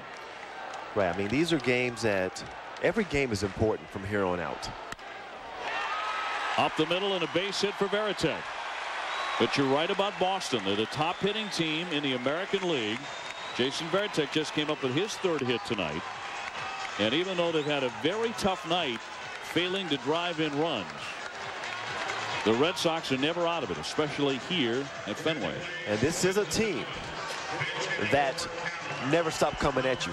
They played a full 9 innings, the full 27 outs. They never stop coming at you. Number 1 virtually across the board in offense in the American League. Well, Trot Nixon has a bat, and the left-hand hitter has been called upon by his manager, Grady Little, to swing. And here comes Maka again. And Ken Maka, who has been going to his bullpen time and time again over the last 2 nights, will bring on Rincon to face Trot Nixon when we come back at Fenway Park. Rally for the Oakland A's, and they're on top 8-6, but Boston's trying to come back now in their own right. Bottom of the 8th inning, a man on. Ricardo Rincon worked last night, an inning and 2/3. He did not allow a hit, and he struck out 3 in the A's come from behind win. They beat Boston 3-2. Well, Trot Nixon will take a seat. And David McCarty, who until very recently was a member of the Oakland A's. Right-hand hitter. With the A's and the Red Sox at .212 average. Oakland waived him on August 5th. So Nixon will not be given a chance to swing. He heads back to the dugout. There's a line shot stung into left on a big bounce. It gets to Terrence Long. So McCarty rips a base hit. Veritek into second, and the Red Sox are on the march again. This Red Sox team is tough at home. They're first in all those categories and their rankings in hitting. I mean, this team just keeps coming at you. Nobody out here. And Doug Mirabelli will hit away. He has singled, struck out, and he's also walked twice. Hitting .255, not a lot of power. But the Red Sox going after Maka's bullpen. But you feel the momentum changing now. Oakland had all the momentum, scoring 4 runs in the top of the 8th. As your pitchers, you want to come out there and keep them down. And right now you're giving them, it's like you're injecting them with a little bit of life. Starting to hear the fans start to get hyped up. That's the last thing you want to do right now, is get the fans back into it and give this hot hitting, well, good hitting ball club, some life. The lefty's pitch hits the outside corner. And Mirabelli did not think so. A mute protest. You can tell by the body language he was not pleased. Well, Rincon has a pretty good 2-seam fastball that has a good run off the plate, and he probably hit the outside corner, maybe a little bit off. Obviously a pitcher's pitch. But that's one of his weapons, as well as that short, tight slider that he throws inside, usually against right-handers. The 0-1. Tried the same spot, but he missed that time. A ball and a strike on Mirabelli. Well, he's trying to get a ground ball double play. That would take a whole lot of steam out of this crowd and out of their team.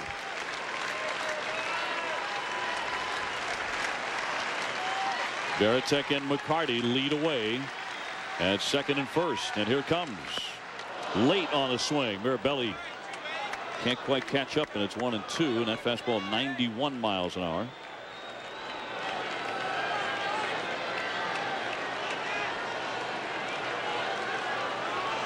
The Red Sox looking to tie it up in the bottom of the 8th at Fenway.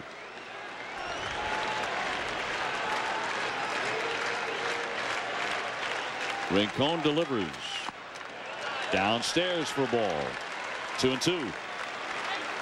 And he's really attacking the outer part of the strike zone, trying to get him, basically to hit that outside corner if he can, or get him to roll over on a pitch and induce a ground ball double play, because Mirabelli doesn't have pretty good speed. So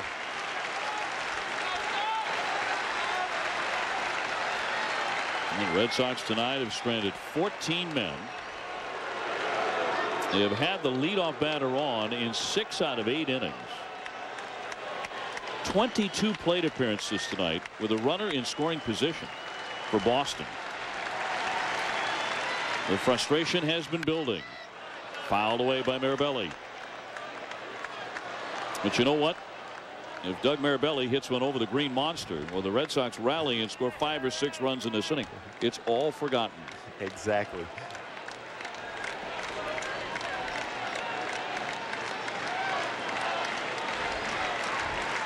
The Rincon's not even trying to throw anything on the inside part of the plate. He's going to stay away, and if he wants to take him out of the ballpark, it's going to have to be something away. Here's the 2-2. Struck him out. He did stay away, and Mirabelli whiffs one away. They did a great job of locating his fastball on the outer part of the plate. I mean, he pretty much honed in on that spot. Zito and Hudson cheering on Rincon, the reliever. So 2 of the stud starters, cheerleaders tonight. Braves and Giants coming up next. Bottom of the 1st in that one, which is underway in San Francisco, and they have no score. We'll bring you there to Pac Bell as soon as we can. Now this one is tense in Boston. Here's Todd Walker. He lets the first one go low for ball 1. And Todd Walker has been scuffling of late. I mean, 091 his last 7 games. So this is the situation that Oakland wants to be in. Got a guy scuffling. Hopefully you can induce him into a ground ball double play. Walker 2 at-bats tonight. He has singled and grounded out. High fly into left, not deep. Long plants, and he's got it. So Walker flies out. 2 away. Johnny Damon up next. Varitek still glued to second. The center fielder, number 18, Rincon has made big pitches here in the home half of the 8th inning.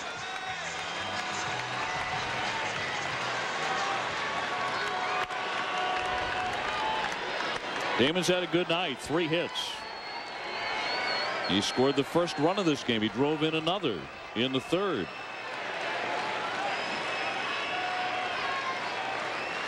Two down in the pitch. Line and caught. Oh, what a play by Hatteberg in foul territory. A sensational play by Hatteberg. How did he catch that thing?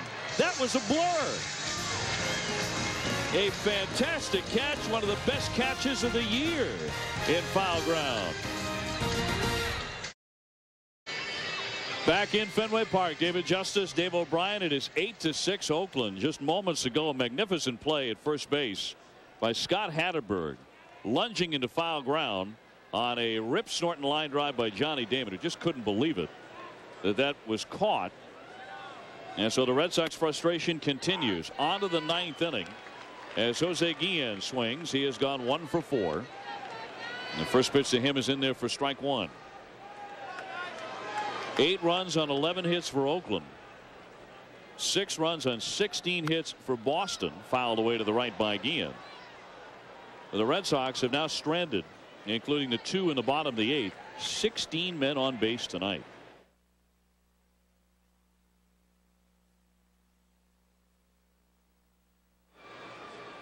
As it started out so well for them, they had a 6-2 lead after the first 3 innings. Fouled away to the right.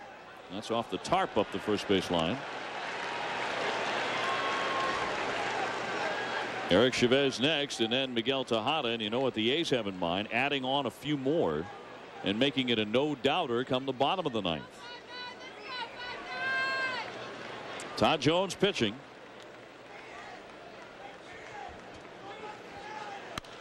Swinging a high fly ball into shallow center. Incoming Johnny Damon under it to make the catch. 1 away in the 9th.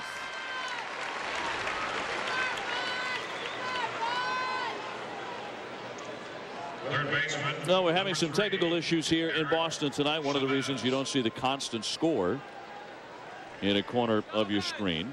Eric Chavez, the batter. He's gone 2 for 4. He's popped out, grounded out, doubled and singled.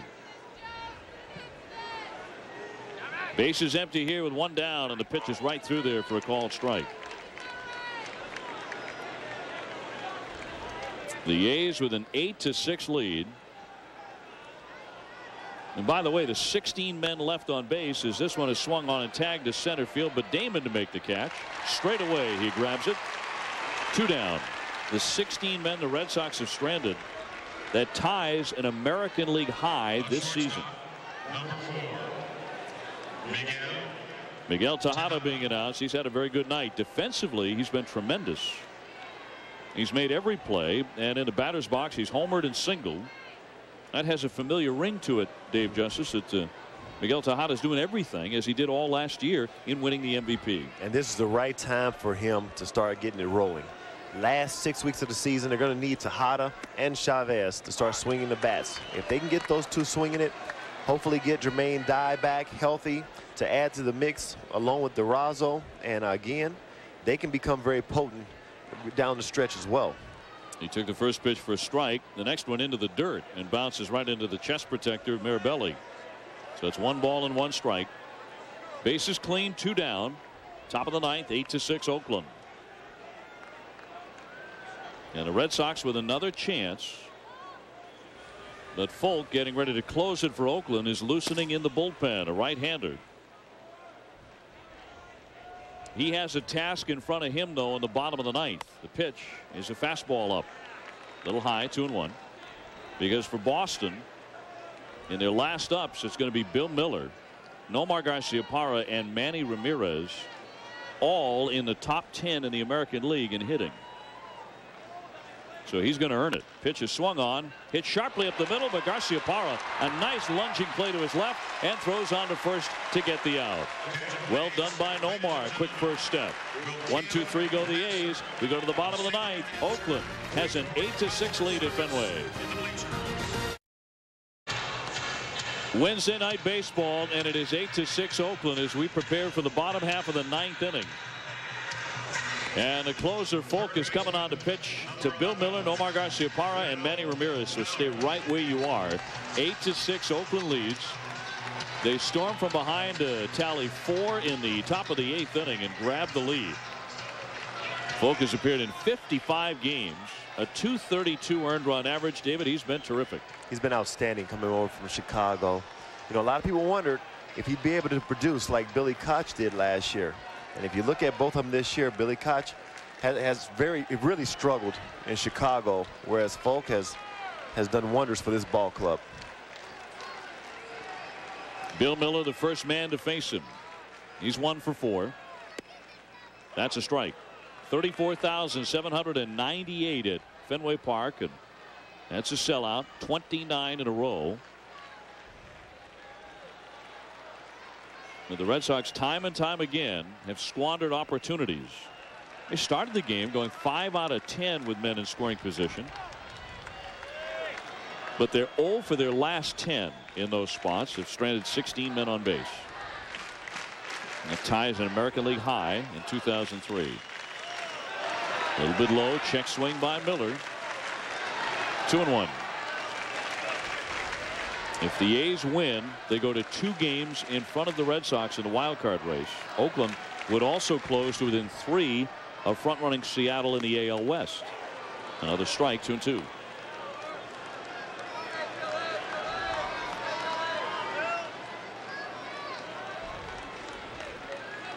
Braves and Giants coming your way next as soon as we finish up at Fenway. They're 0-0 in the second. Top half of the second there at Pac-Bell.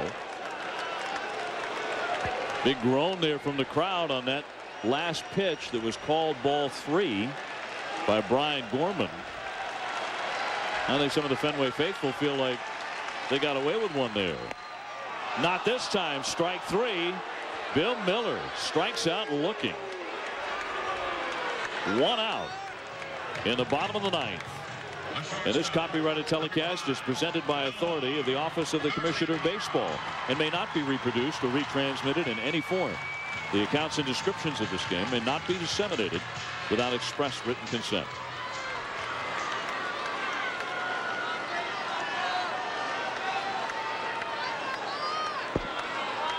Nomar Garciaparra now. He has 2 hits tonight, 2 for 5. Batting .320. Throughout his career, at least until this season, he has hit the Oakland A's about as well as he's hit anybody. He had a .378 lifetime average against the Athletics coming into this series. 1-1.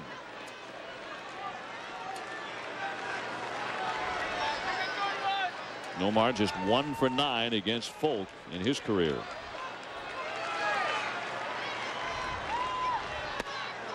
I like the way Keith Folk pitches. He comes right at you. You saw how he just attacked the strike zone with Bill Miller, and he's doing it right here with Nomar. He just ran back and firing it. He has Garciaparra behind an account. Here's the 1-2. Just outside. And he's really locating that fastball. I mean, he struck Bill Miller out on a fastball on the outside corner. The one previous to that was a pretty good pitch as well. You look at the location on his fastball, he's really located it. Folk does not mess around. He gets it and throws it. Looping liner into center. Here comes Singleton. It drops for a base hit. And Boston has a pulse at Fenway Park. Nomar Garciaparra with his 3rd hit of the game. That will bring up Manny Ramirez, and he will represent the tying run. Now, last week, Manny hit a home run off of Keith Folk to tie the ball game. Keith Folk threw him about 7 fastballs in a row. Let's see if he attacks him the same way tonight. I believe it was a 10-pitch at bat, but I know like the last 4 were like fastballs. So see if he changes it up. Manny digging in. He is 1 for 9 lifetime against Folk, and that 1 hit, a home run. Garciaparra aboard, and it's cut on and missed. A vicious swing by Manny for strike 1. And Folk's coming back with the fastball. This is good stuff here. You have a very aggressive, fast-working pitcher. He wants to get it over with. The A's know they're about to steal a win. And you got Manny Ramirez, one of the great hitters in the game, equally as aggressive in the batter's box. The pitch. A little bit low, maybe a tad outside. 1 ball and 1 strike, 1 out. Garciaparra on after that single. It is 8-6 Oakland. The Red Sox hitting here in the bottom of the 9th at Fenway. The stretch and pitch. Fouled back out of play, and it's 1-2. So he went back-to-back, 2 breaking balls.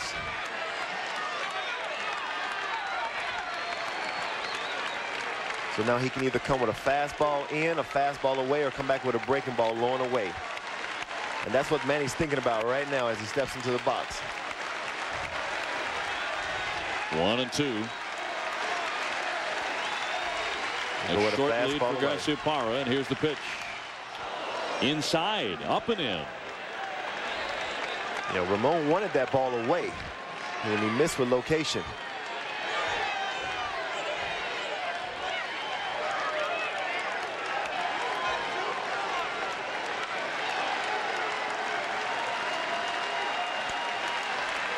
Folk looks in for another sign, checks the runner at first, and here comes the 1-2.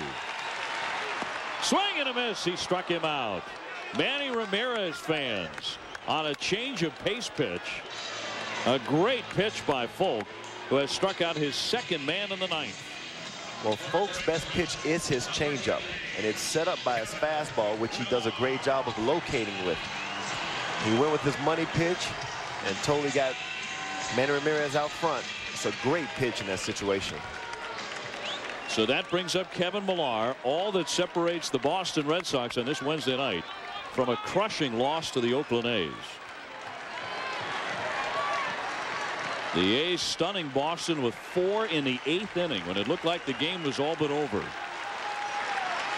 Garciaparra not being held, gets the lead, and he's running, and it's popped up foul down the right field line. Out of play for strike 1. Millar 2 for 5. He has singled in the 1st and again in the 4th inning. He certainly has the power to tie it up. He's hit 21 home runs. That's a new career high for Millar. 0-1.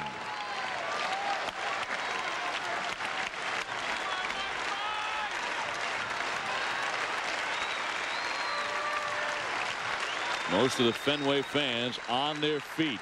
Garciaparra runs again, and it's right through there for a strike. The A's ignore Garciaparra, so he moves into 2nd. And the count is 0-2. Keep focused painting that outside corner with his fastball. It's a tough pitch to hit when you hit that outside corner. Now he wants a word with his catcher, Hernandez.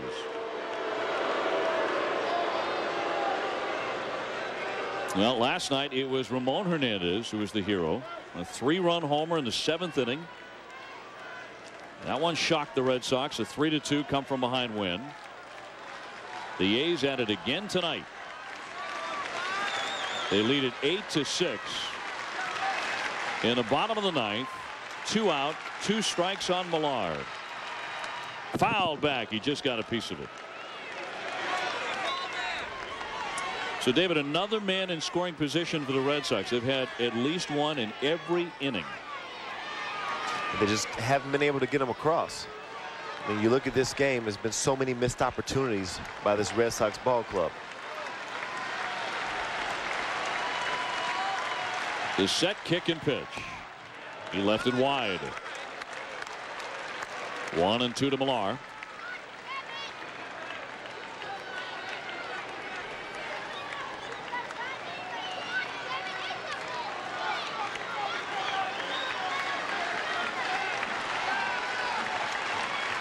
Oakland leading by 2 in the 9th inning. A balk has just been called.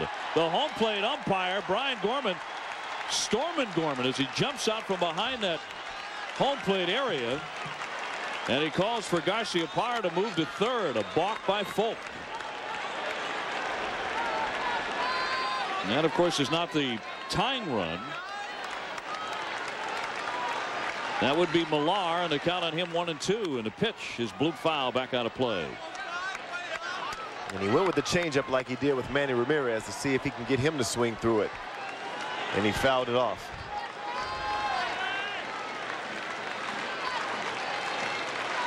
So Garcia-Parra, who's single with 1 out, is now into third base, but with 2 away. And here comes the 1-2 pitch. And again, fought off by Millar. He spoiled another one.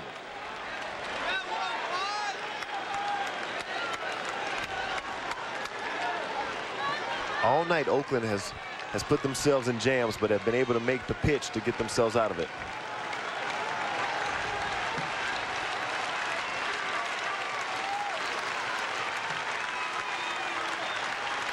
The right-hander with a 1-2 pitch. Boy, Millar has taken some hacks and spoiling some real good pitches. And Folk isn't messing around. He's coming right at him. Nothing in the dirt, nothing high, everything right around the strike zone. It's just attacking it.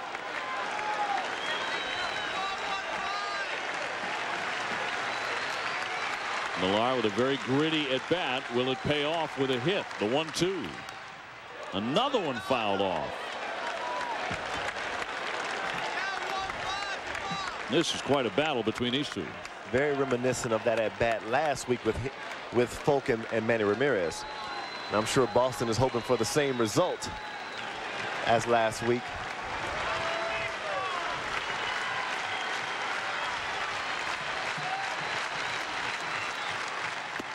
Inside. 2-2.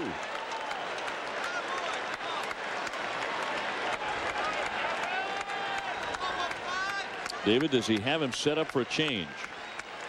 Tell with Millar taking that pitch, I think he's seeing Folk pretty good, because that was a pretty tough pitch to take. Here comes another one. That's inside under the hands and a full count. That was a fastball, and it's 3-2. He's taking some tough pitches, which tells me that he's seeing the ball well.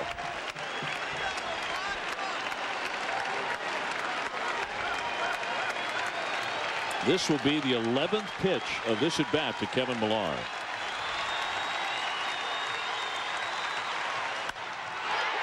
Fly ball right field. Guillen moving back, and he's got it. And that's the ball game. The Red Sox strand 17 men on base. And they fall here tonight. Really a devastating loss for Boston, 8-6. Oakland rallies to score 4 times in the top of the 8th inning, and they have won the first 2 games in this series. The Red Sox fall to 2 games out in the wild card race, and for the Oakland A's, they pick up a game on Seattle, and are now 3 games out in the West. For David Justice, I'm Dave O'Brien. Thanks for being with us tonight at Fenway Park. Good night, everybody.